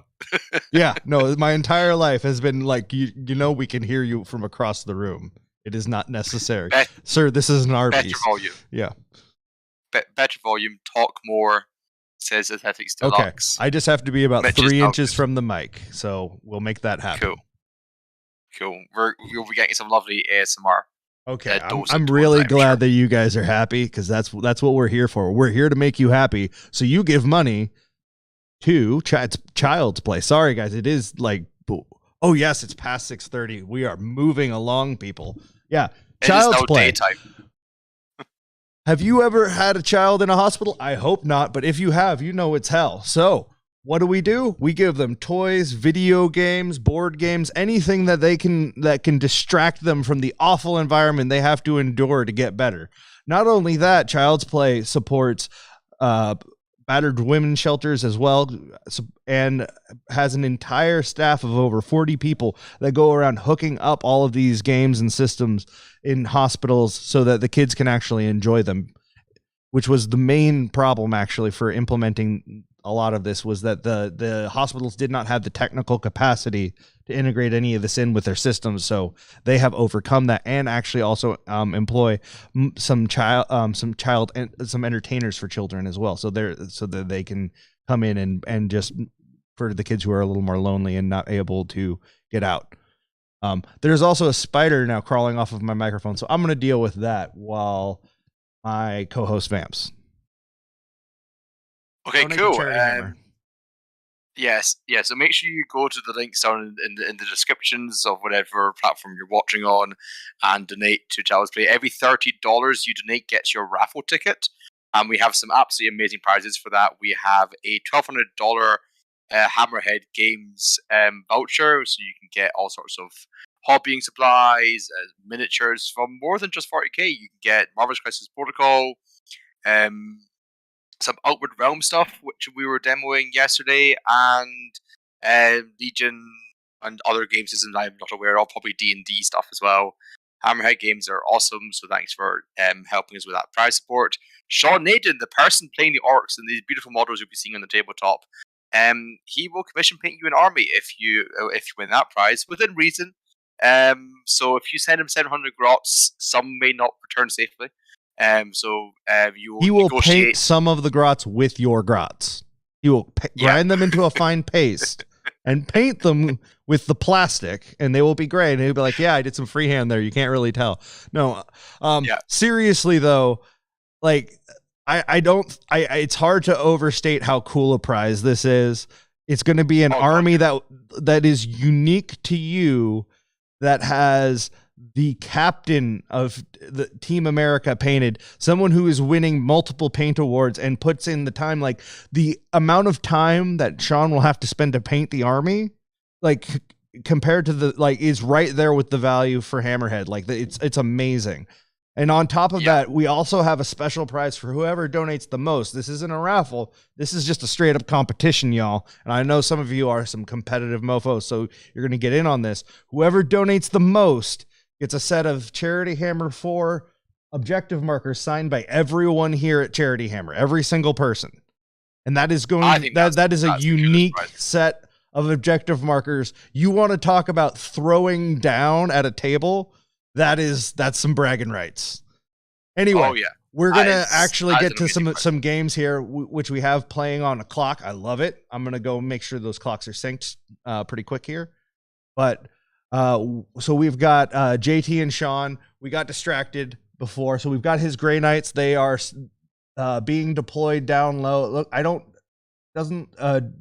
is he running 5-mans or 10s? They look like 5-mans. I was on them being put down in units of 5. Excellent. Okay. No baby knights down quite yet. No, none of those baby carriers. We're gonna cycle through the tables here, and before we dive into secondaries or anything, we're gonna have plenty of time to analyze stuff. But let's get a feel for some of the other tables. So we're gonna bounce on over to table 2. Boom. Okay. So we've got Jesse here and Hank. Hank's Eldar are, I believe he is running Sam Hine, he's going all in on the Shining Spears. And so he's gonna shoot super missile bike squads at you and hit real hard. Yeah, and I believe that according to our lovely tech priest in the background, Hank has got first turn, which may be quite devastating given the pure speed of this army. Yeah, no, it's going to be a really interesting matchup. The sisters, yeah, it's going to be interesting because the sisters' durability is great and all, but if he can just kind of choose how he trades and engages, it's going to be hard. But like Jesse has taken these sisters as far as you can, so we could he can absolutely pull it out. Like I don't see any reason that he can't make it happen. Yeah, and it looks like we're seeing anti-Val, some suits, maybe some of them. What do you call them? The sisters' battle suits. The Nundums. Dreadnoughts. Yeah. They're one of them, and then some Celestine and a bunch of infantry up in the top left corner. So it looks like they're kind of definitely respecting the threat ranges of those Shining Spears with that deployment. Yeah, it looks like Hank got first turn, which I don't know if I'm guessing he did not want. I'm sure he wanted to force more of a move up, but this is going to be kind of a cat and mouse, and we're going to see how the secondary game really puts who it puts the impetus on. Yes, the Paragon Warsuits. Nundums. Paragon Warsuits, yeah. Sam Hine, Sa Win. I mean, there's a lot of ways to say it. Depending on very fast Eldar. It's basically the summary of it. Yeah. White Scars Eldar. How about that? Love it. I'm actually playing White Scars this weekend in an RTT. I'm looking forward to it. Awesome. Love to hear it. So we see Hank pre-measuring some stuff, figuring out how he can strike if Jesse tries to move up, and in behind that ruin, he knows he has a good threat range there, and now he's trying to set up a I guess a little screen. I think so. Just maybe trying to stop some. Oh, in my mind, it looks like they're perfect. They're kind of like perfect charge distance for those sisters down behind those armored containers to run up, get a charge, and put some obstacle in that bottom objective. Yeah, so, I'm not sure what he's doing there. I'm not sure. Yeah, it's almost giving them a free charge. So I will be right back. Feed 3. I'm going to try to transfer to feed 3, but it looks like it's having some issues. So 1 second. Let's see if. Yeah, see, that's a problem. That's not how it's supposed to look. So we're going to go back to table 1 and work with that for now. And Chris is going to just talk all about table 1 and how great it is and how those are definitely not baby carriers. Yes, those armor girls are definitely on the right size bases, on those lovely oval bases, and definitely have got the right war gear on them. I mean, it's not too dissimilar in terms of model size, I suppose. But I'll be right back. These players had next to no time to prepare for this. They had the data state, they had the points, they had the secondary data changes, and then they had to bring an army here and hope that whatever they brought was viable.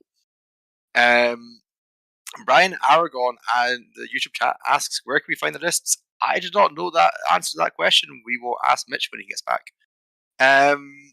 So it looks like the auction is still setting up. Oh, we're over to table 3 now. I am being thrown for a loop. Oh, we're at table 1. Technical issues.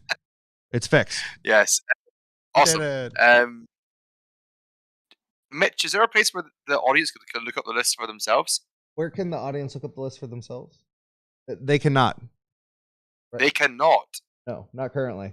That'd be soon. So guys, we're playing the new rules for everything. We have the new book. We have it's everyone wrote these lists at midnight, more or less. So that was to make sure everything was still really relevant, and that also means that there's going to be a little bit of a lag on getting the lists available for everyone to analyze. And It's entirely possible there will be some errors, and we're not going to be punishing people for that because this was all done last minute for just trying to make sure we had the most meta relevant content for the entire event. We have a little update from the Tech Priest. JT's Square Answers does actually have 3 armors in it. Those are not baby carriers. I love it. So this is a no baby carriers. This is more of a silver tide, which I love to see, making the most out of the armor, the armor of Contemptual. Well, and they're making most of the tides because they still get it. Yep. Yeah. Just slipping No, in this is I am really into this list. I like this a lot more now. I assume that Sean Naden's like orcs are so well thought out that it probably doesn't matter because it's Sean. But we're gonna see. JT is starting with 1 command point as well, really getting into the vibe of the new rules pack. I love it. Who needs command points anyway, right? So nothing from guard. Unfortunately, we would have had a player who would have been bringing guard. Unfortunately, his roommate tested positive with COVID, and so he is quarantining just to be safe. But there was one guard list that I wrote for the worst RTT, and it was the worst. It was spectacular. Guard absolutely won the worst list, no matter what anyone says. Oh yeah, I mean it was 30 Rattlings, some Ogryn. 30 Rattlings, 27 Ogryn, a Commissar, 5 Sentinels, 2 Hydras, 18 Weird Vein Psychers, 3 Astropaths, a Primaris Psyker. Yeah, that was about it. Oh, and then Gaunt's Ghosts. It gave up 15 points in 4 or 5 different secondaries. It was beautiful. I was proud of that. And it had no obsec. Hellfire Hobbies over on Twitch says the worst, also known as every guard list. Oh no, this was worse. Oh no, this was a special kind of bad. Yeah. This was somehow going when you're heavy shooting is Hydras that hit on 5s. Yep. It looks like for Sean we've got a bunch of battle wagons and other big orc transporty things deploying right front and center, ready to come charging into the middle. What I see is a lot of big tough stuff that is going to be really good at charging and taking the Overwatch or any potential issues for anything that Sean doesn't want the units that he's going to use to eviscerate you to deal with. Yeah, and it looks like we also got some Squig Hog Riders, which is probably my favorite arc unit. It's just so arcade. Just here, let's take some giant swigs and put orcs on them. Perfect. Yeah. It's going to be a great game. So let's it looks like they're just going for first, and it looks like Sean has it. I don't know if he wanted to go first. I assume he did not. I would say both players probably wanted to go second here. Yeah. The shooting isn't really that much of a threat to anyone. Yeah, I think those baby knights might do work. Oh, no, they're absolutely going to do work. But I think that, going second is definitely the preference. So we're going to let them get through movement and a few other things and hop on over to the next table and see how that's going.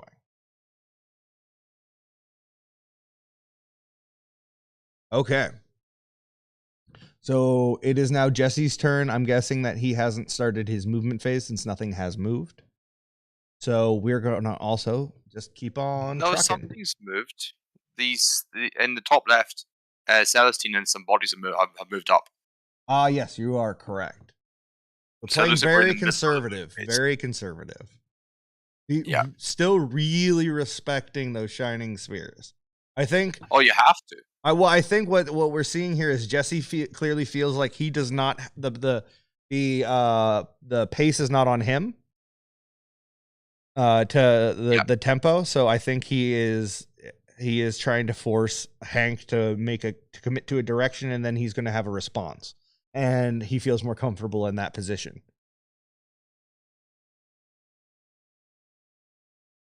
Okay. So while they are doing pre-moves and all that stuff. I think he's trying to figure out what his charge ranges would be. Yeah, that's exactly what he's doing. Oh no. We have a movement up. Looks like an advance maybe. Yeah, he's staying specifically outside of a certain range. Not sure what the plan is there.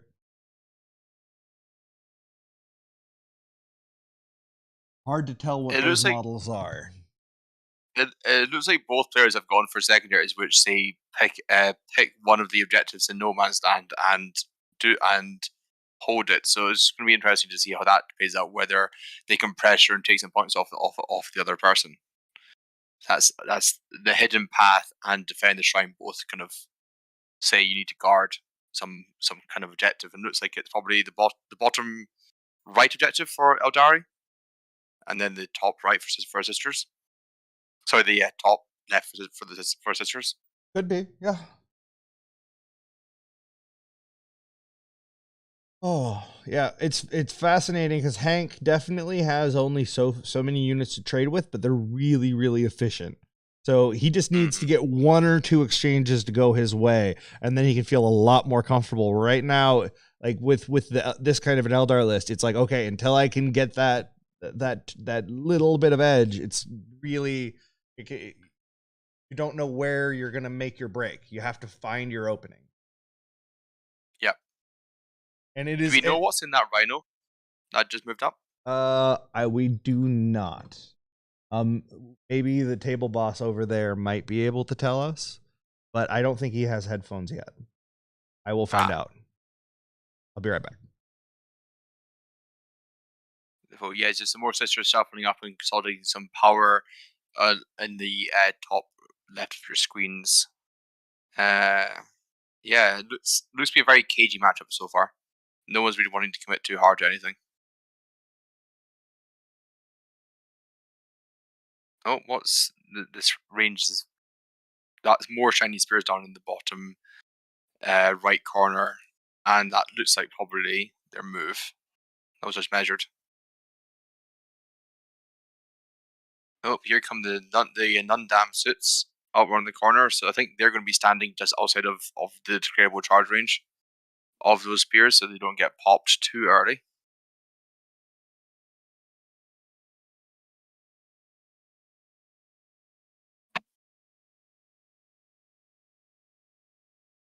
The other secondaries that were taken is Leap of Faith. That's a very good, just kind of, I'm going to get 12 points, you really can't do much about it. Type of secondary has been a long time sister's favourite, and it will continue to be so. And then Wrath of Cain, which looks like it's killing things with Asset Warriors, with melee attacks and range attacks. And if you killed more enemy units with Asset Warriors than you lost Asset Warriors, then that's going to be great.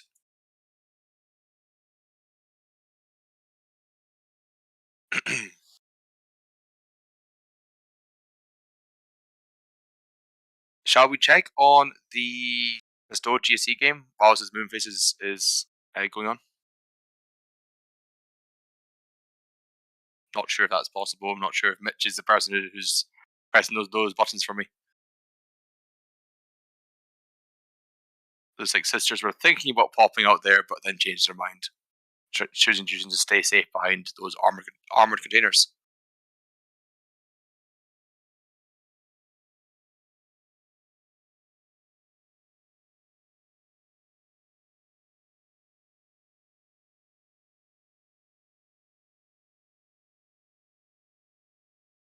What is the chat's prediction for how this game is going to go? Who are you backing in the Sisters Eldar matchup? There's DZ thinks that over on YouTube thinks that the Eldari secondaries give leadings to more of a pressure style of play that the Sisters just don't quite have. So yeah, it'd be interesting to see how that plays out.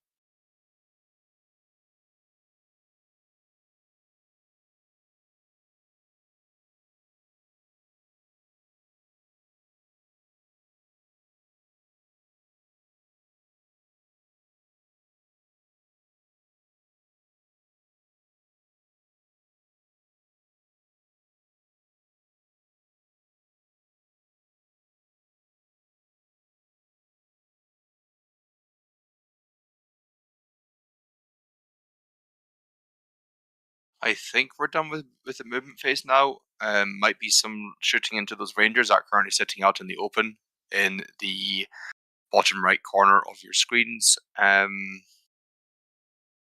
Probably pick them up with a shooting from the non-dam suits. Shouldn't be too hard to shift.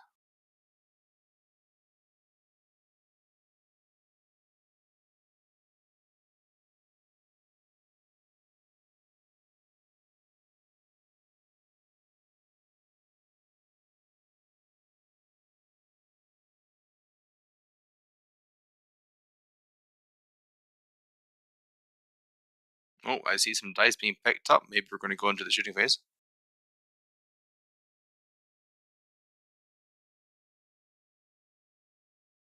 Yep.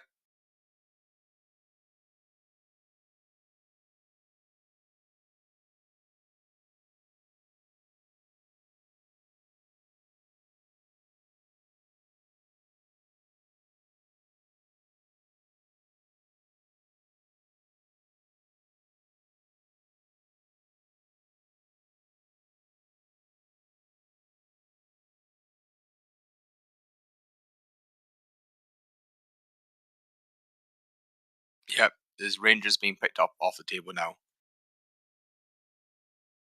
Seeming to be some feel no pains being rolled here.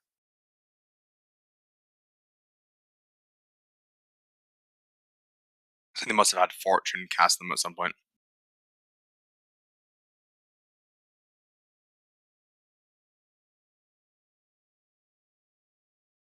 I don't think those two rangers are long for this world. Hopefully their souls can escape Sinesh. Relos, Mitch is checking a few things to do with the tables right now, so you're stuck with me and my solo commentary, and hopefully the vamping is of good quality. If you have any questions about the games, you can ask me and I'll do my best to answer them.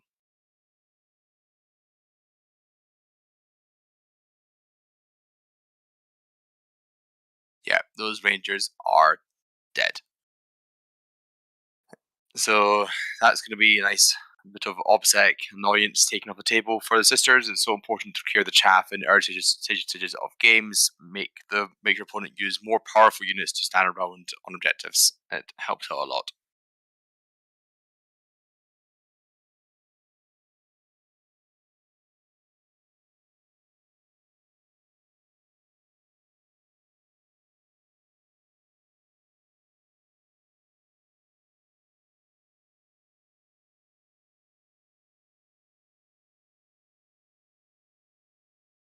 Mr. Ryo over on Twitch asks, I assume top left is the shrine. Yes, that is our working assumption as well, and we're also assuming that the hidden path objective to be held for the Eldari is the bottom right. At least that's our assumption on kind of what's logical.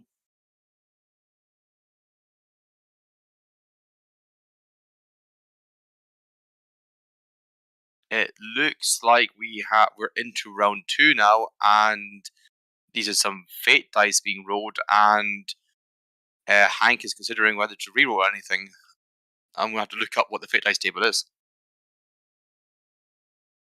The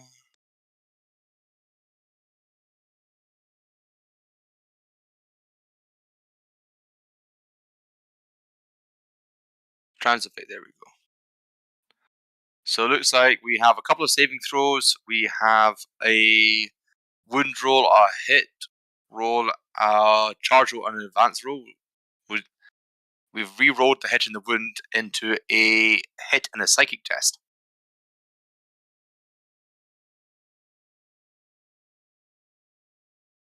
Mr. Ryo over on Twitch says, I love the multi-faction secondary changes. It's such a good change. Yes, I agree. It makes it a lot more interesting, the ability to have multiple faction secondaries. Makes each list feel a bit more unique and flavored.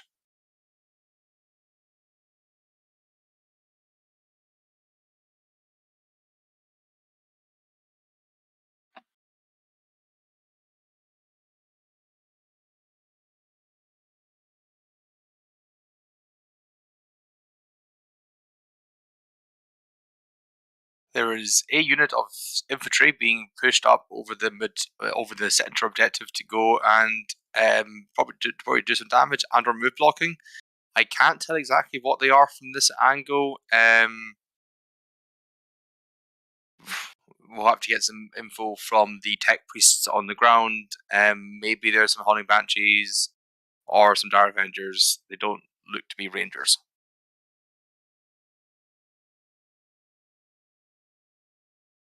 But I also expect we're going to be seeing some bikes. It's a big unit of some things, and maybe it's Dire Avengers.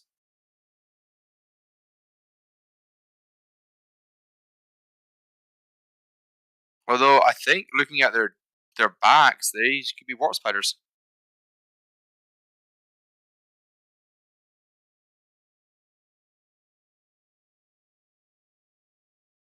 DZ on YouTube asks, Banshees using the advance in charge? I'm not sure.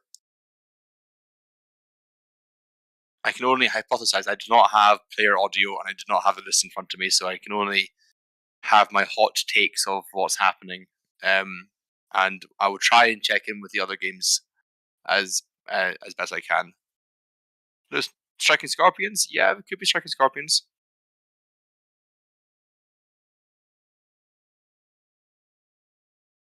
I have returned. Hey, welcome back.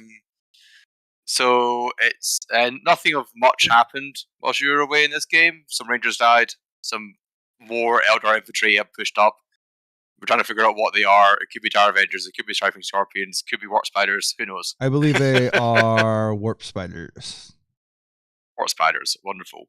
Yep. But now that you're back, should we have a quick check-in on the other games? Oh, see how they're going? No, absolutely not. You guys haven't been Absolutely good. not. You have not Okay. donated enough to Charity Hammer. Getting other games. Yes. If you want that, I need to see at least another 10 donations from all y'all. No, I'm kidding. No, please do donate. I mean, hey, like we will hit our numbers really quickly. If you guys just want to make this happen, like boom, we can do that. But no, if you can donate, that's great. Every $30 gets you an entry. I've got some more stuff I'm going to be giving away. We've got blood letters. We've got the Warhammer commemorative series Space Marine Terminator Chaplain Parentus. So yeah, that's a whole. That guy has all kind. Man, he's gonna be a lot to paint, but man, it'll look cool. Isn't the red gobbo in there somewhere?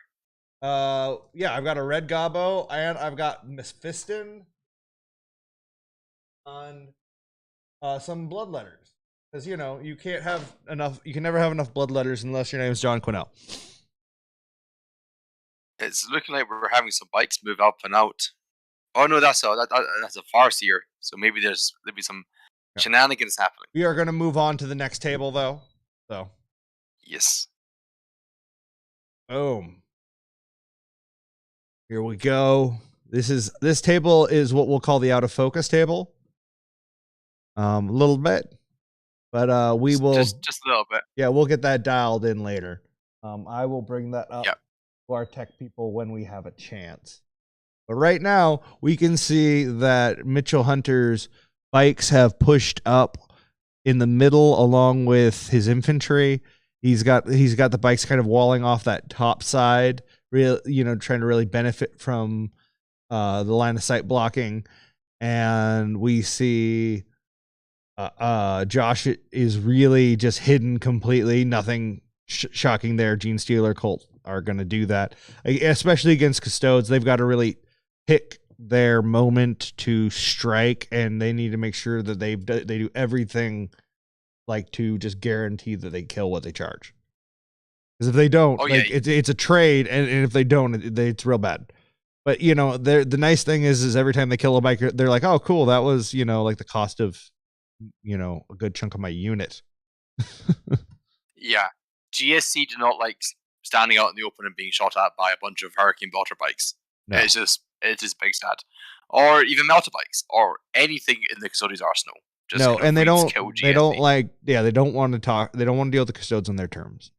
They want it on, they want to play the mission, they want to pop up, they want to make the Custodes spread out so that any auras from Trajan or whatnot are not making that already consistent shooting just dead reliable. And I have every confidence that Josh is going to do that. Yeah, speaking of playing the mission, looks like the GSC have scored 8 points of primary already at the start of their turn too. Yeah. But the Custodians have somehow managed to get 17 secondary points in one round. That's quite a lot. That is so I don't know impressive. I'm going to go get a recap on that one. And I will let you guys know exactly what happened there. I'll be right back. I'm a man in the field. The Auric Mortalis killing something. If I just quickly go and look up the Custodian secondaries.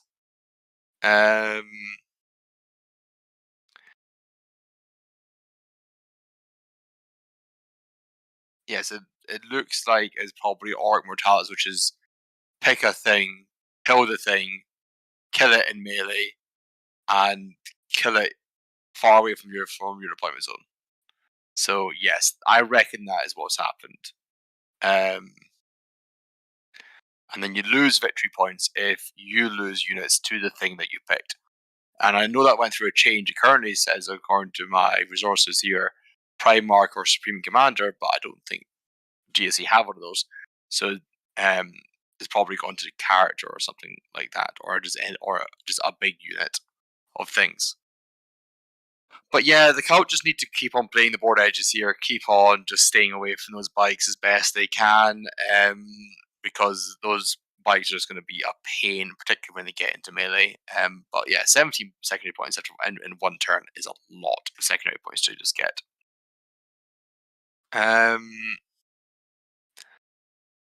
Yes, hopefully the table bosses will find some headsets soon, so Mitch doesn't have to keep leaving you all subject to my hot, dulcet takes, as DZ called it.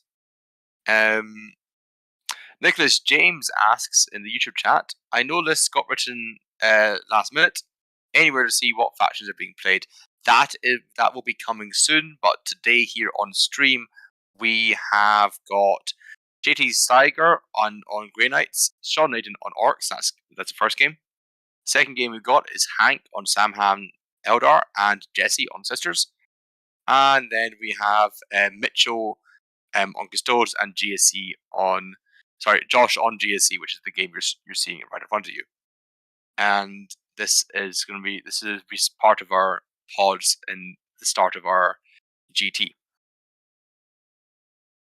I am back. Okay, so basically Mitchell's secondaries since he went second, they all just kind of happen, and he was able to kill the Ridge Runners, the Jackals, and a squad of Gene Stealers. So Josh is playing on a back foot, to say the least. GSC still have tricks. He still has gas in the tank. If he can take down the bikes, there's a game.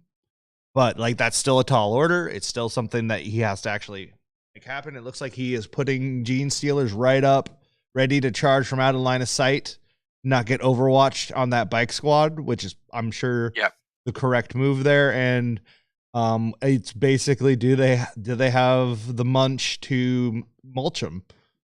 And we're going to find out. It's going to be excellent. While that's happening, let's go kick over to table 1 and see what's going on there. Absolutely.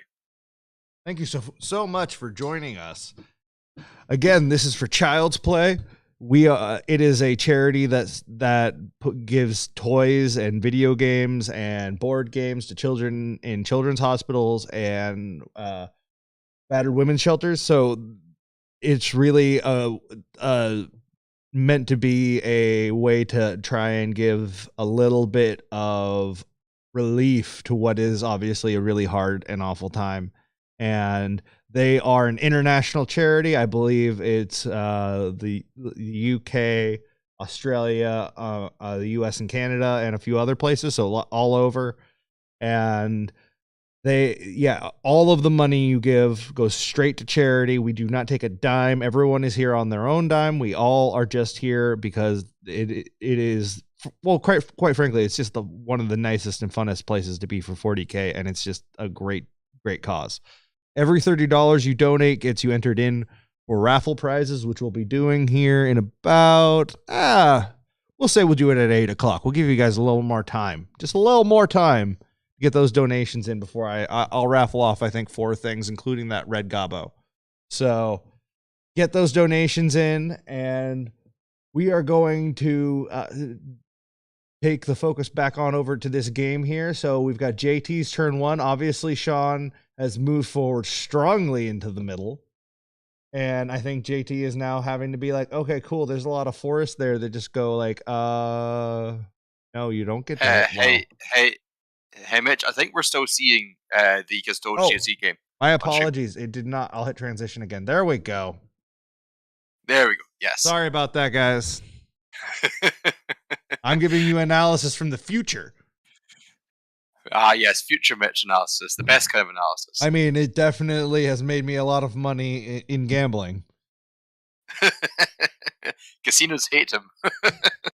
Anyway, no, yeah, so we have Naden really strongly in the middle there. Like I said, those vehicles are going to be used to just project whatever he can actually kill, and they'll be used to charge and block and allow him to really dictate how engagement happens. Anytime Sean Naden gets vehicles into the middle of the board, you are in trouble. This is just how he plays the game. He's very good at it. He's very good at using transports to his advantage in every way possible. He's arguably the master at it. Yeah, those Helverns really need to crack open those transports before the infantry start shooting, so the infantry can hopefully put some heart in whatever boys are inside. Speaking of, we do have some lists for this table. So we have JT's list, which is 3 Helverns, Libby, Crow, 20 Strike Marines, 15 Interceptor Marines, 10 Paladins, and he's playing Ward Makers. We have Sean's list, which is Gaz, Mega Armor Boss, Biker Boss, 10 Beast Boys, 10 Boys, 10 Chopper Knobs, 20 Gretchen, 2 Death Dreads with Claws, 2 Battle Wagons, and 6 Squig Hog Riders. And then we're playing Goths because Gaz is there shouting the orders around. So yes, those transports need to be popped open early and the contents killed. Otherwise, don't even bother shooting transports. Now, I will say that JT does have the advantage of being able to put out a good amount of psychic output here as well. Yep. And he can also increase his durability significantly against the orc shooting with that -1. Oh yeah. So he's got some flexibility here, and I think that he needs to really make sure that pre-measure out everything so that he is not in charge range, and just take advantage of the fact that he can be like, well, your shooting really doesn't matter, and you have to overcommit to try and get to me in combat, and I'm just going to take this turn to really try and damage and chip, and do what he can. But that's a really thin line to walk, and if you mess up at all, Aiden will make you pay. And if the dice don't go your way, it's gonna be hard. Oh yeah, like one thing you could do is pop out that Libby with all the damaging powers on him, try and do a lot of damage to one of these transports, and then teleport him back with the Gate of Infinity psychic power. Yep, no, that's a great example. You can pump out like play. 12 mortals or so on average. Yeah, roughly. But if you fail that gate, that Libby's just gonna die horribly. Yeah, so and if they have a way to deny, that's also a problem. Oh no, because you can hang back more. Looking through the Orc list, they have no Psyker, so no denial there. And in fact, they've taken aboard the Witch, so they don't have any way of denying. So they're at the mercy of the Grey Knights here.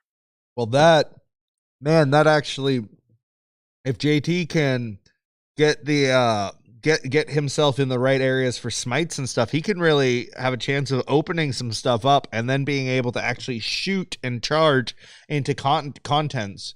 That is the trick to orcs, right? Like, oh yeah, if you can do that, you're golden. Any transport-based army. I mean, for Dark sure. Eldar, when they're running all the raiders, and people would ask me, "How do you beat them? Kill the transport and the stuff in the same turn." Yeah, just table them. It's a simple concept, but it's hard to execute sometimes.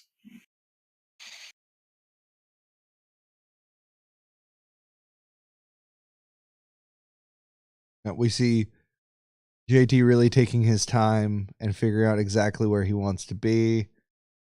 It's always better to really think it through and pre-measure. And don't rush. There's no reason to rush. You have plenty of time unless you're playing a horde, in which case you should have a game plan ahead of time. Don't be a dummy. Like just be prepared.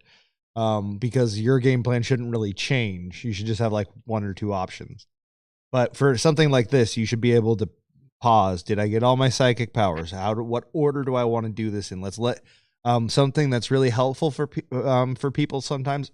Usually you don't have more than 6 or 7 psychic powers, so take a dice, go 1, 2, 3, 4, 5, 6, and do all the units out in the order you want to do them, so that you don't accidentally do it incorrectly. Yeah. And that can really help you, or you can count down, whatever works for you. You can use D10s if you have more powers. It doesn't really matter, but having a way to really track it and make sure that you are getting everything out of it, and having the patience to do that instead of getting to the part of the game that you really enjoy, like, say close combat, or shooting, it can be really easy to be eager. And I know I have certainly missed out on a psychic phase or two in the past that way. Oh yeah, and this is a prime example when things like play by intent comes in, because when you're doing all of this kind of, I'm just going to duck out just enough to get line of sight.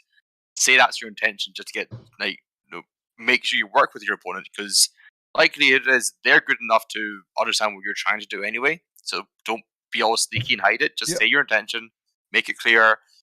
Like if you want to be like behind the obscuring, but you're like just trying to like edge it just out, say it, so that if you accidentally knock the model onto the rune, or in this case the lava rocks, you can correct that mistake. The way I would explain and it also saves time as a judge is, if you are doing something that is creating a disjointed game state where one player has a different amount of knowledge for what's going on in the game than the other, like not like they're missing on the nuance, but there's an actual rule that is not being accounted for, you are like, that is not acceptable, right? Like that's not how like that's not a good way to win, because eventually you will get to people where that's not true and you will not be able to beat them, right? Like, so it's not a helpful way to improve yourself. You want to make sure your opponent is informed. That doesn't mean play the game for them. People make mistakes, and in a tournament setting, you can hold tight to that. But at the same time, if you're communicating by intent, and that's how you're playing, stay true to whatever you started with. It's easy to tighten up when games get close. It's easy to be like, oh, but you just got to play it the way it was. It's what you agreed to. It's what you got to do. Yeah. Anyway, it looks like we're getting into the psychic phase now. I'm seeing some dice being rolled. Looks like it. Well, we're not going to know what psychic powers are being cast right now, so let's move on to table 2 and see what's going on there. Yep. Over here we have Hank versus Jesse, Eldar versus Sisters. Boom. There we go. There we go. Oh, there's been some charges made, and that Rhino is now in combat. Yeah. With 2 wounds remaining, maybe. Could be a 3, but yeah. All the bikes are still staying safe. Yeah. Looks like some sisters died whilst we were away looking at other tables. Yeah, Hank's stuff looks very safe and intact. And Jesse's stuff, less so. Go with less so. Yeah. And I think the issue that Jesse might be facing is that Celestine, the units of Battle Sisters, and maybe the Zephyrim, I think that unit is, they're very far away. They're going to take a hoofing to get down here. So we'll have to see. It looks like the Nundums and Mornin Vol is also down there, so they can probably come up and dig them out, but it's going to be, I think that is Hank's intent, to try and use the Rhino as bait to then send in his Shining Spears to hopefully take out the Nundums. Yeah. Because they are a hard-hitting unit if they get to counter him. If he goes in and then they get to come in on their terms, they will fight Shining Spear. Yeah. I wonder if if that rhino's actually maybe died and Jesse's going through some disembark checks here. Because I see one of the models that was previously on top of the rhino now on the table. We'll have to wait and see how that unfolds.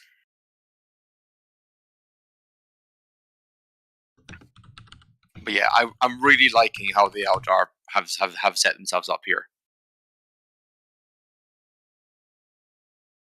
Yeah.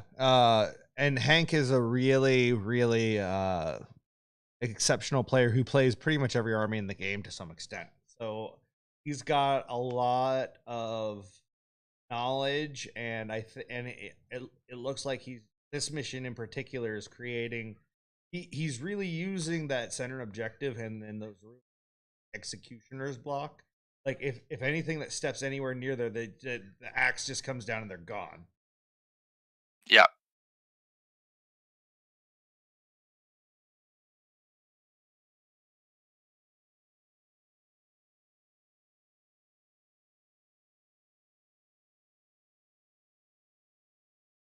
Be right back. It's definitely quite a rough situation. I've been in this situation a couple of times, and sometimes you have to just accept the challenge. Almost, you have to just say, "All right, I acknowledge I'm going to get charged by some shining spears or whatever threatening unit you're worried about, and I will just try and survive this, and hopefully have enough to counterpunch you." So it looks like that rhino has survived, and we're now in Hank's turn in his movement phase, and he's disembarking units from the rhino, and is moving on up to the center. Maybe if there's Repentia or something like in there, they might now threaten the shiny spears. But it looks like there's also a unit of infantry, maybe some morph spiders, kind of making a bit of a flesh wall for them, which is definitely the right play because the Repentia or the sisters or whatever unit that is inside that rhino won't be able to really make contact in an effective manner against those shiny spears now.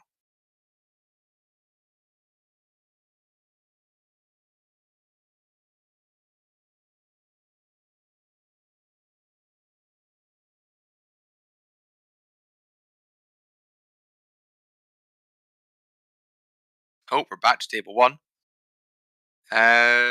Sorry, I forgot I was muted. Yeah, we're just going to keep on trucking through. No worries. Maybe we're still in the psychic phase here now. Oh, we have some saves being rolled though. See. I think we're into the shooting phase. Yeah, he's rolling more than one dice at a time, or more than two dice at a time. So unless he's casting with three, I don't think it. I think we're. Nope, definitely measuring line of sight. Yeah. Yeah, those Halberds now beginning to put in work into those ARC vehicles.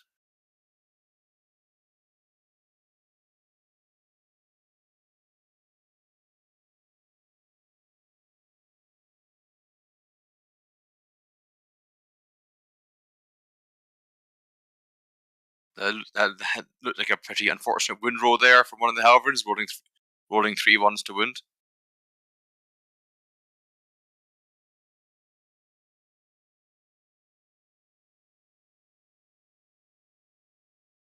And I think we're trying to either shoot Gaz or the other transport.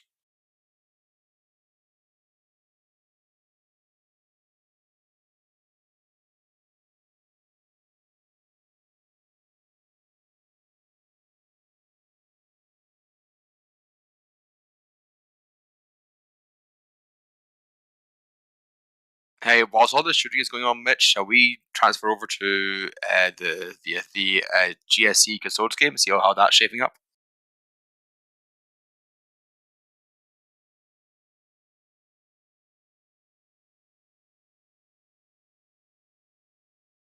I think Mitch is away. Hey, fun fact: Sean's Orc list starts with 0 CP. Yeah, he is really, really playing within the spirit of Nephilim, and I love it. Starting with 0 CP means that if you get alpha struck, you cannot interrupt. You're going to be on 1 CP in your opponent's first turn. So that is definitely a bit of a baller move. But I guess if your front line is 2 orc vehicles, you don't care about interrupting. They're going to die, then the contents are going to come out and kill them anyway.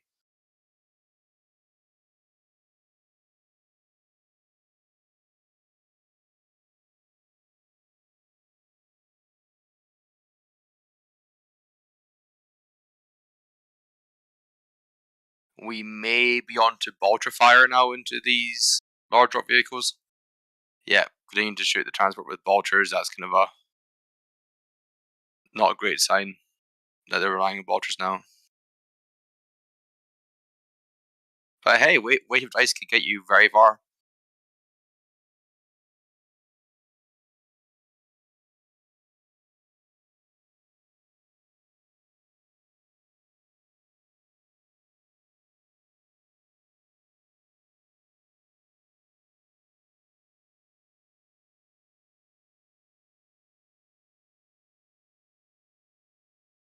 It looks like we maybe have some interceptors out front to make a charge onto one of the transports, take out some orc mobility. But I reckon next turn we're going to have the Great Wall being called by Gazgo, and just throwing everything he's got at the Grey Knights.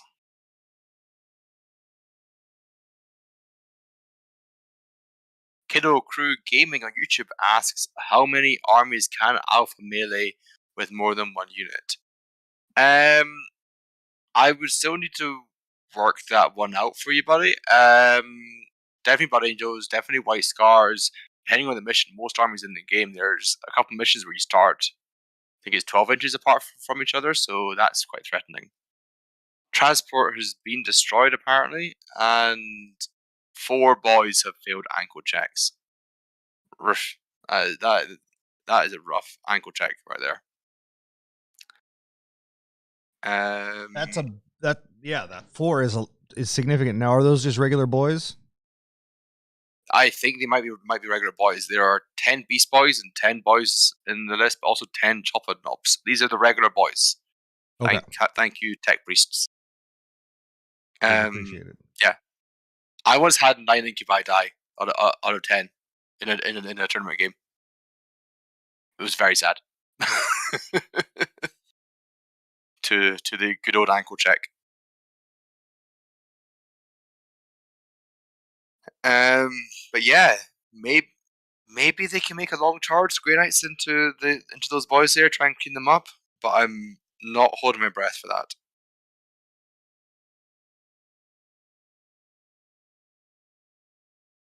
Wouldn't surprise me if Sean would be able to put those orc boys out of the 12-inch range of the charge entirely.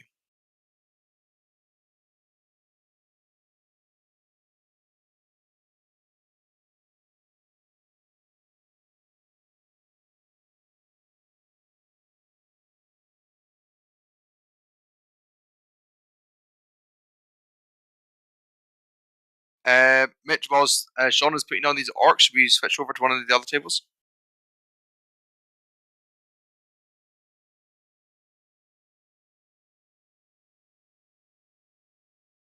Okay, you're all still here with me on this table. I will try and bring you updates from the other tables as best I can without being able to give you visual aids.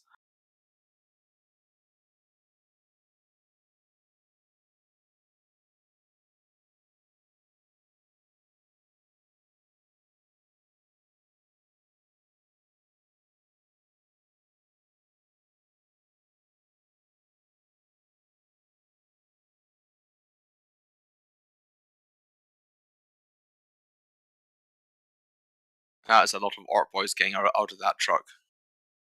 Okay, I'm back. Sorry, I had to grab myself some breakfast. It is 7:30. No worries at all, buddy. No worries at all. You have to go for number 1. Had to get some toasted croissants. Hey, making me jealous. I'm currently fasting to lose weight, and that is that is not helping. Fasting's a good way to go. I've lost over 2 kilos in a couple weeks, so hey, it's is Strucken. Crivens on YouTube asks, "Hey Chris, any chance you could link us the lists?" Unfortunately, I can currently not provide that service to you. I think we're working on it. Everything is kind of done last minute because of all the changes. Yep, everything is all new rules, so we're making sure everything's legal and trying to get all that set up. Yeah, so have patience. In the meantime, you can donate to Child's Play, and maybe that will help speed things along. Child's Play is an amazing charity, which puts entertainment systems, video games, board games, toys into children's hospitals and domestic abuse shelters all over the globe. We've been saying it's US, Canada, UK, Australia, I think, are the bases we've been mentioning so far. Every $30 you donate, and you can donate using the links in the doobly-doo down below, will get you into a raffle where you can win prizes such as a $1,200 voucher to Hammerhead Games, where you can get some hobbying supplies or some models of any kind of game system that you can imagine. Sean Naden, the person playing the orcs on stream right now, will commission paint you an army, which is, I mean, he's an incredible painter, and that service is probably worth just as much as a $1,200 voucher by itself. And we're also having a prize for the top donor, which is these lovely objective markers for Charity Hammer 4. They're going to take a set of them, and they're going to sign the markers for you, and it'll be a totally unique and, in my opinion, priceless prize. So if you want to if you want to get that, go and be the top donor. Just go and be a boss and donate 4 or 5 figures. Why not? Let's say, go be that person. We are going for 40,000 or 50,000. Yes. Not in one donation. I mean, if you can lay down that kind of cheddar, if your life is going that good for you. Please help those children. Yeah. But if not, that's fine. Yeah. Absolutely. Expensive. Yeah, that would be a big flex though. Like I just hit their goal for them. They gave me these objective markers. Yeah, like where's Mr. Beast when you need him? Oh man. Anyway, no, you guys are great. We don't need Mr. Beast. We've got Nurgle Matthew. We're great. Yeah, exactly. Okay. Nurgle Matthew was Mr. Beast every day. We've got a big development here with that other orc transport popping.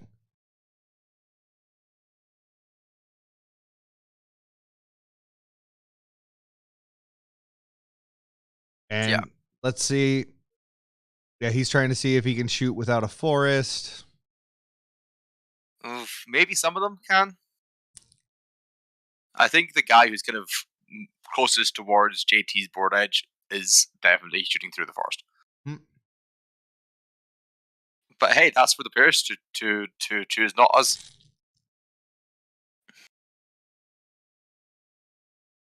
Yep.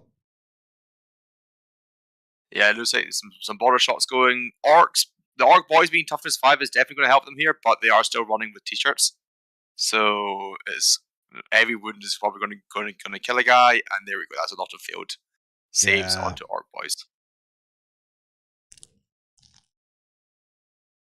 Criven saying he's already donated, and it is a great cause. Thank you, Crivens, for your donation. That is an awesome thing to hear. And in that case, why don't you share the stream, like the stream, tell your friends to come watch, and hopefully we'll get some more donations.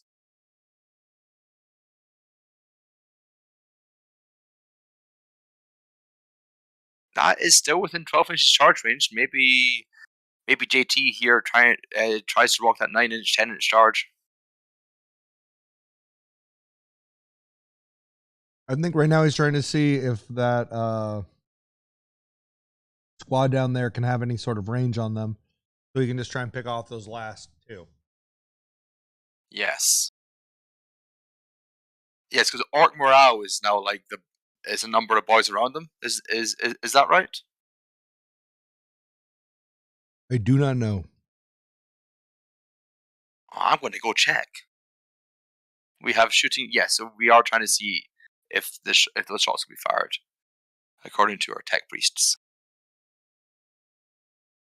I can't hear the tech priest. I am reading the tech priest in the chat. I need to have that open separately. Proud of myself.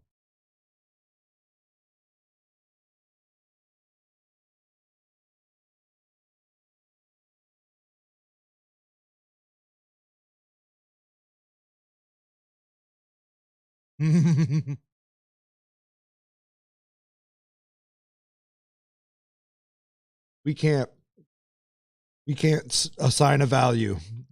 Sean's painting of your army is priceless. That's the value. Ajax 22100 just has just donated some money to the cause. Awesome job, great stuff. Glad to hear it. Keep it up, guys. Okay, we're gonna let them keep resolving their shooting phase and transition into the next table. See if the sisters have made any sort of a comeback. It's looking like they might have. There's definitely more stuff going on. Oh yeah. So the Nundum swung up to swing on the warp spider surrounding the rhino. We're not surprised by that. Yep. They're still there though. Oh yeah. He might be doing. Yeah, it's his charge phase right now. Oh yeah, still in a charge phase for Jesse. Yep. Even though it says round 2 Hank's turn, I think it's supposed to be round 2 Yeah. Jesse's turn. Yeah, that was definitely throwing me for a loop there. That's a real good consolidate he's got there.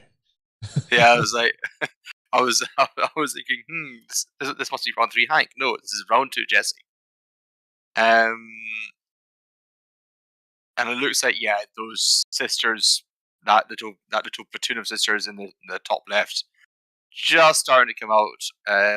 Maybe they hit some long charges if they want to, but I think they're probably just going to stick around that objective and make sure it's safe, because that's probably their shrine that they have to make sure is safe. I also think that they're just waiting for him to commit with a Shining Spear unit, because the other units will be out of position.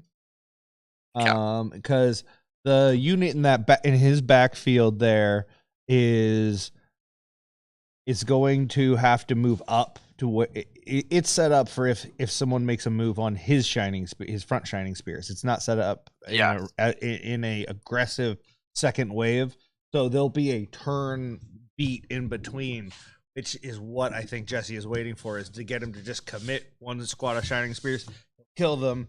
He'll take that beat to mop up some more stuff, reposition, and then be like, oh, look, you're in the same position you were in because, again, you didn't want to move the other squad to avoid my shooting.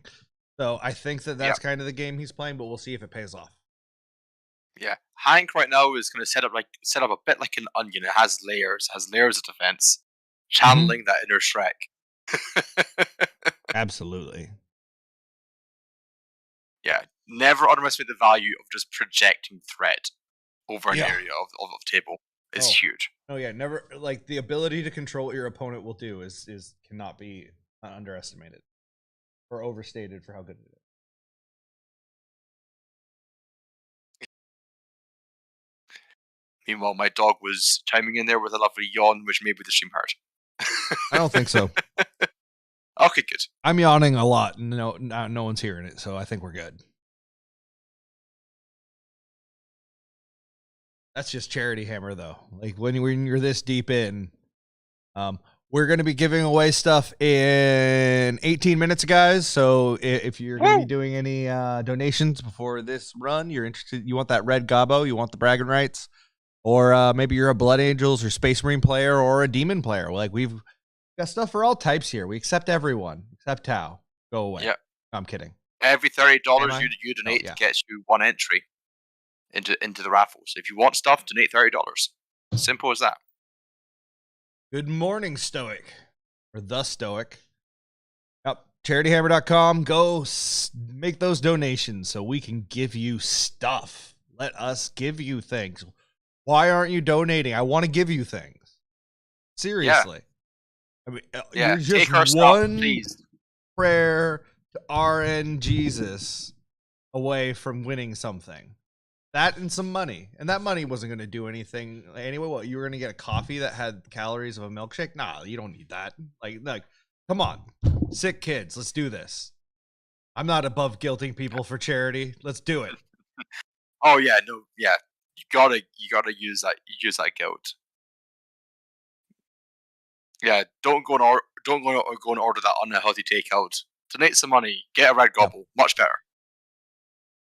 For the price of one Uber Eats meal, you can make 2 donations. Yeah, I'm getting a phone call, so I'm going to be right back. Okay. I am on my own in the wilderness, commentating. What will we find out here? I don't know, but it'll probably be weird.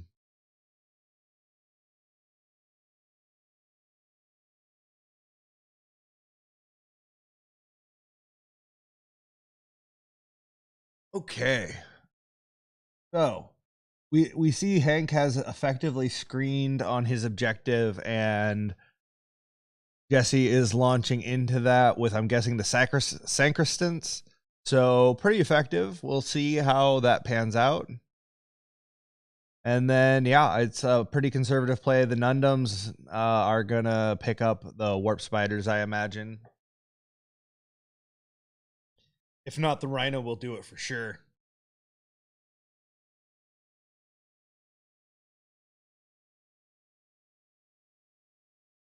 We're going to move on to table 3, guys. Just keep on moseying.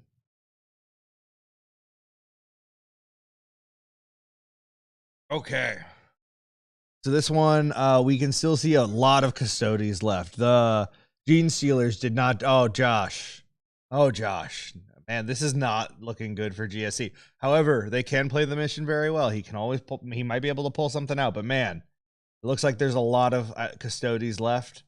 The 3 bikes. I almost knocked one over there. Like 3 bikes there. I don't see any dead bikes. Maybe one. That is not enough. That is not enough. Also, I do believe that with the secondaries that Mitchell has, that he just kind of can rack a bunch of points every turn just by existing because he went second. Which might be a problem with Custodies, but hey, at least Trajan's more expensive. I'm sure it'll be fine. It's all balanced perfectly. We're great. The meta's gonna be new. It's gonna be fun. We're seeing all kinds of stuff. Necrons are gonna be great. There's gonna be a lot of really fun stuff coming out for 40k. I'm excited for Chaos. It's just excited to have variety and spice back in the hobby. I will be offline for commentating for just a minute. Got to deal with something technical.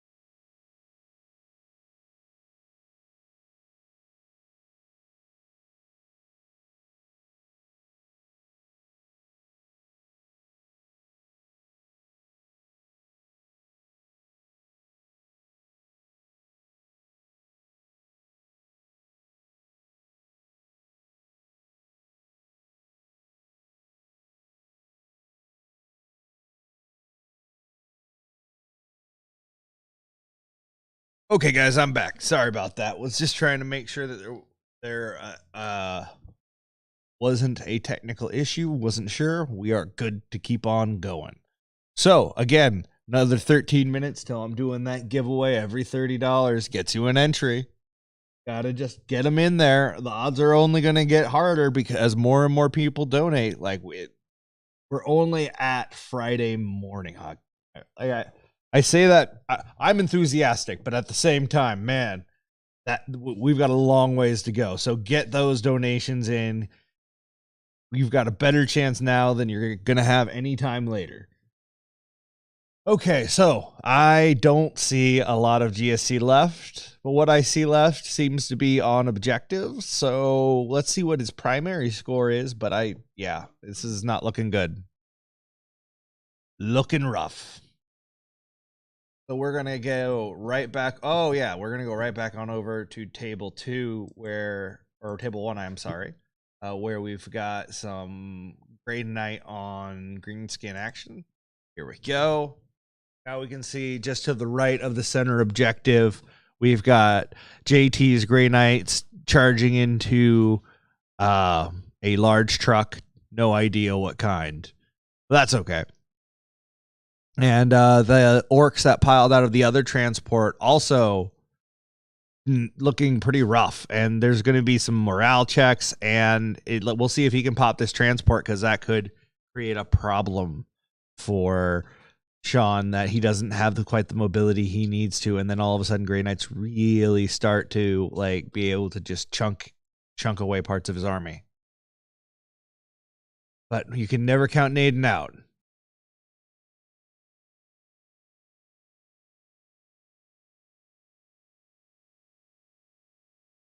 It's interesting that we have JT. He has a whole force up in the top left-hand corner, just conservatively just sitting there, like not being used right now. They'll be used later. It's fine. Like there's not a ton of models to this army, but there are a lot of pieces that can just kind of be deployed in different places. And you're like, oh no, I need you over there. Go now. And it's pretty great. It's a very fun army. Let's see how this combat resolves. Looks like he only has 2. Oh, those are saves. Takes one, makes one. Loses a model. Punchy. I didn't realize there was something on that objective. Clearly there is.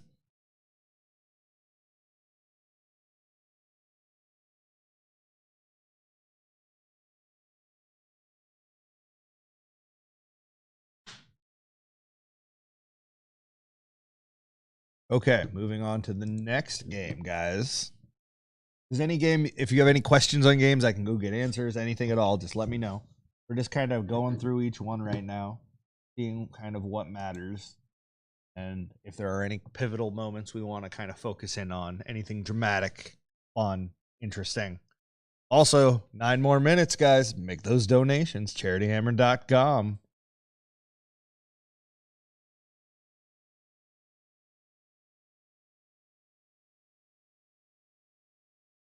Maybe I will grab if you guys are good and make lots of donations, I'll grab maybe a wild Fred Fortman to talk Death Watch on the stream while we're giving away stuff, and we can have some real fun with that.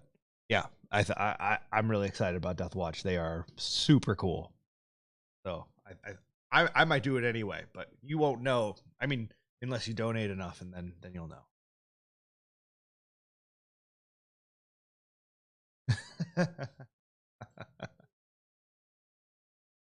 Okay, so those were East Snagga Boys or something to that effect.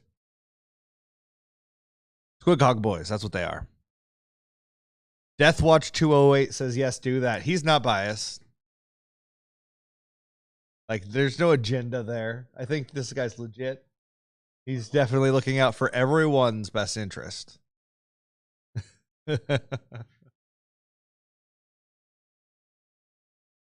I'm assuming Deathwatch 208 is in Idaho, because that's where that area code is from.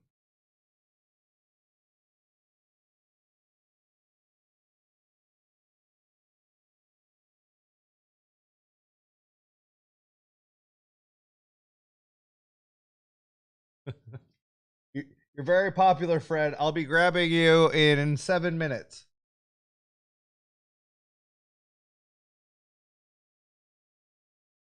Well, it's happening. So donate the money because I made it happen. And don't make a liar out of me. I said you guys would donate a lot.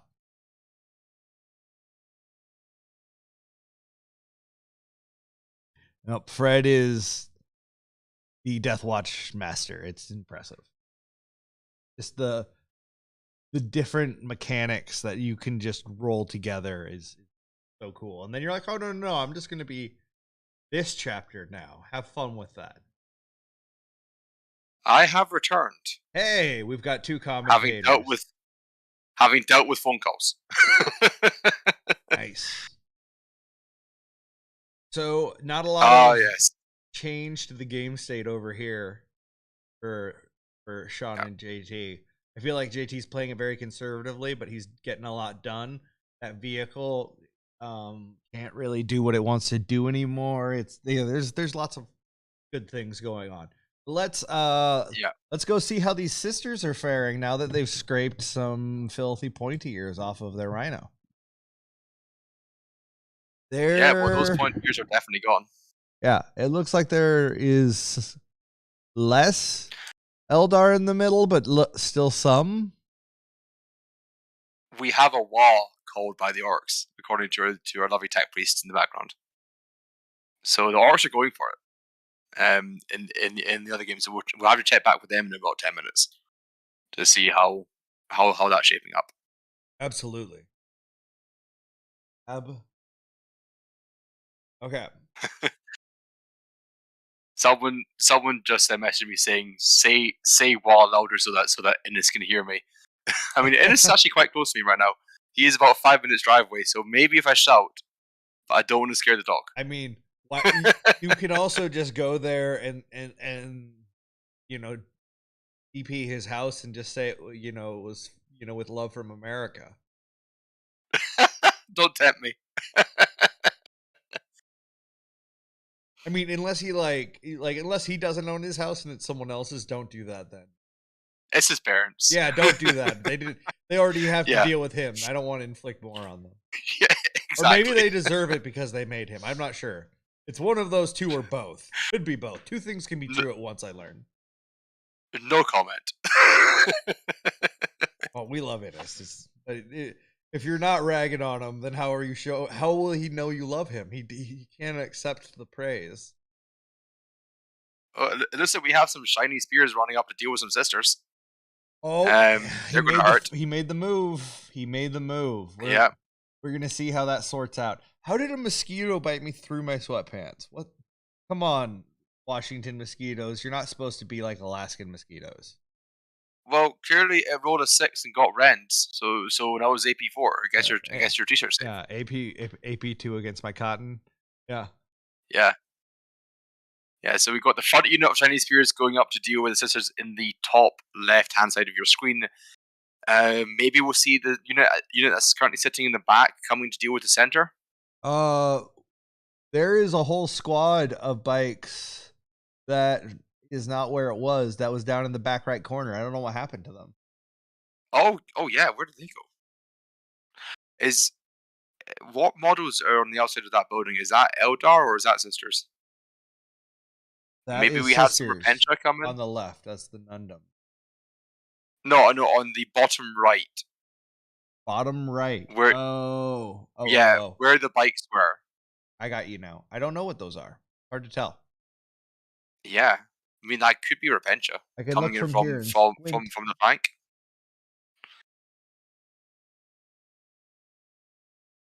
Yeah, some very aggressive bikes now. This is the go turn for the Samhan. Okay, guys, I'm gonna go grab Fred, and in 3 minutes we will give away stuff and talk Death Watch. So I actually, you know what we're gonna do? We're going to have John Lennon and Fred talk Death Watch. No? Okay, fine.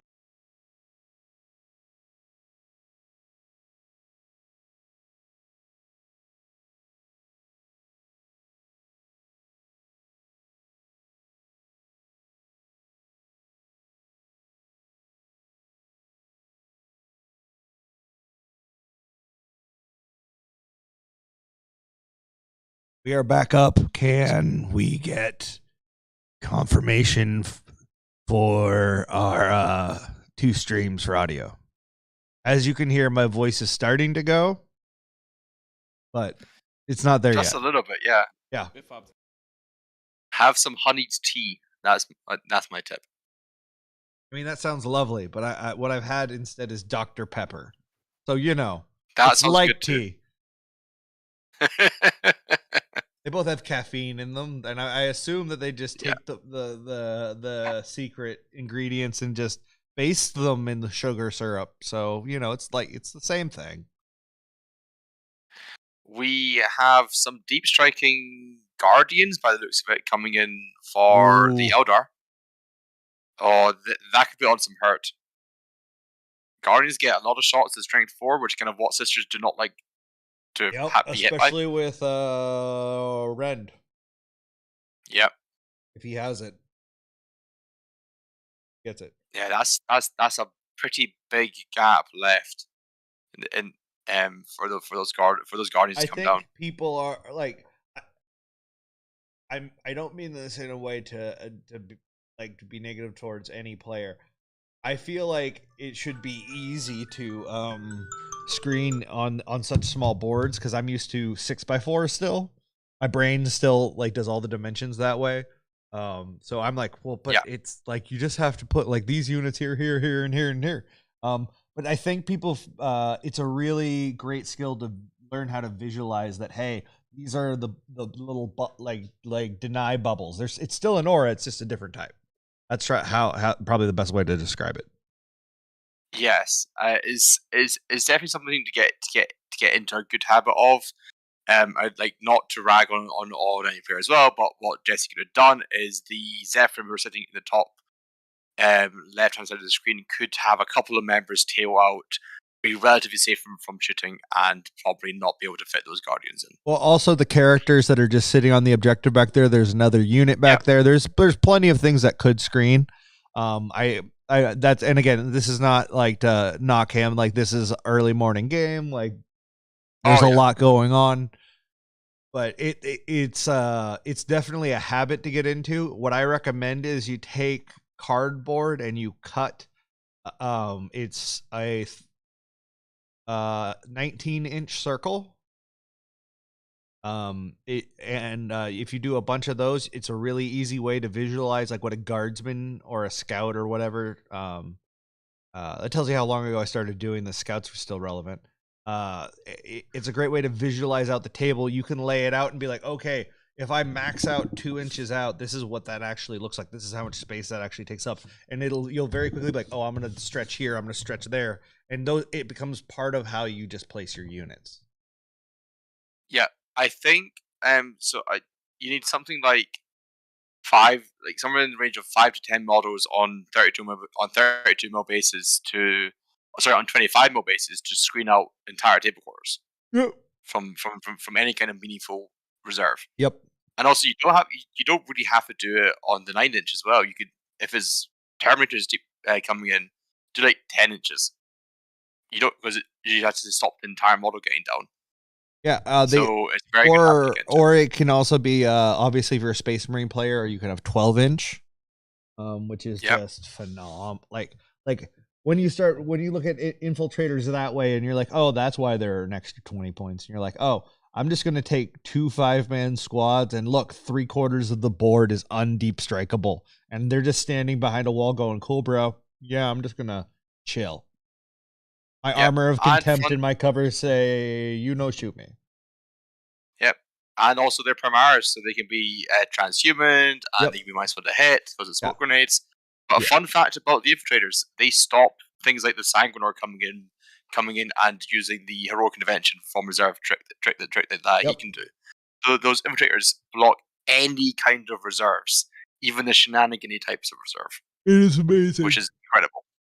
Ooh, excuse me. Okay, it's 8:03, so we're already late. I'm going to swap over to the other screen and give away some stuff. I am going to use my random number generator named Tyler. It's going to be 4. And let me transition over. Game.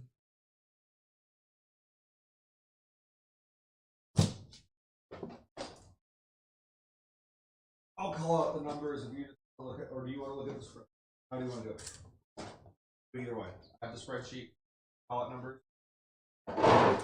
What's the maximum? Let me look.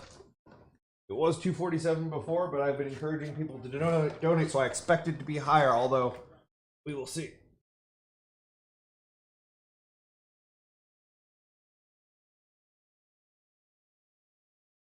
Yeah. I am making sure we are refreshed. 268.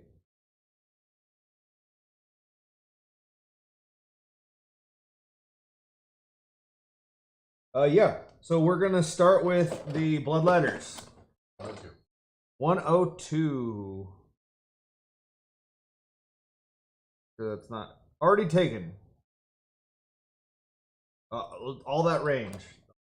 17. Okay, I have one close to it, but that's an anonymous, so it doesn't matter. No, I agree. Something above 120.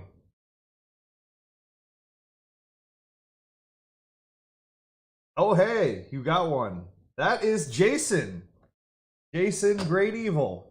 From the Discord server, another Patreon. Excellent. So he got bloodletters.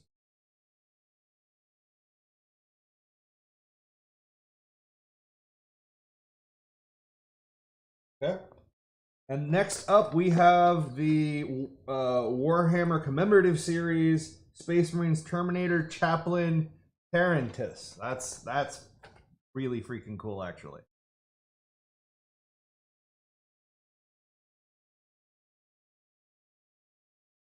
That is available.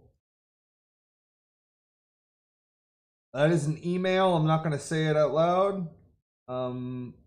Untapup. Anything else like the rest of it? If Untapup, you'll know. The rest of your email. If not, we will get in touch with you. We have your email. So that's the.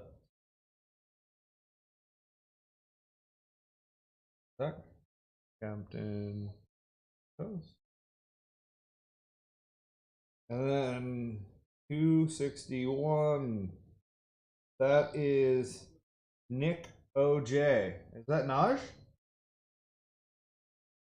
That's the Mephiston.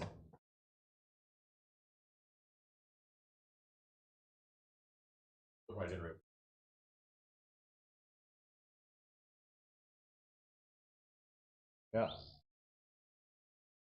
You said 99? I'm going to go to the closest one to that. Yep. Cool.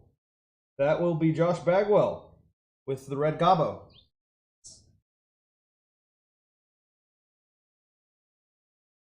Okay, guys. That's 4 more pieces of swag. We have the super rare limited edition Catechin Sergeant and Lieutenant. Both of them. We have like some really cool stuff coming up. The full-size Bane Blade that builds every version of the kit, like the boxes, literally that thick. It's ridiculous. It's amazing. But we're gonna get back to these awesome games and see how they're doing, and hopefully I still have someone to talk to. Otherwise, I'm gonna be lonely.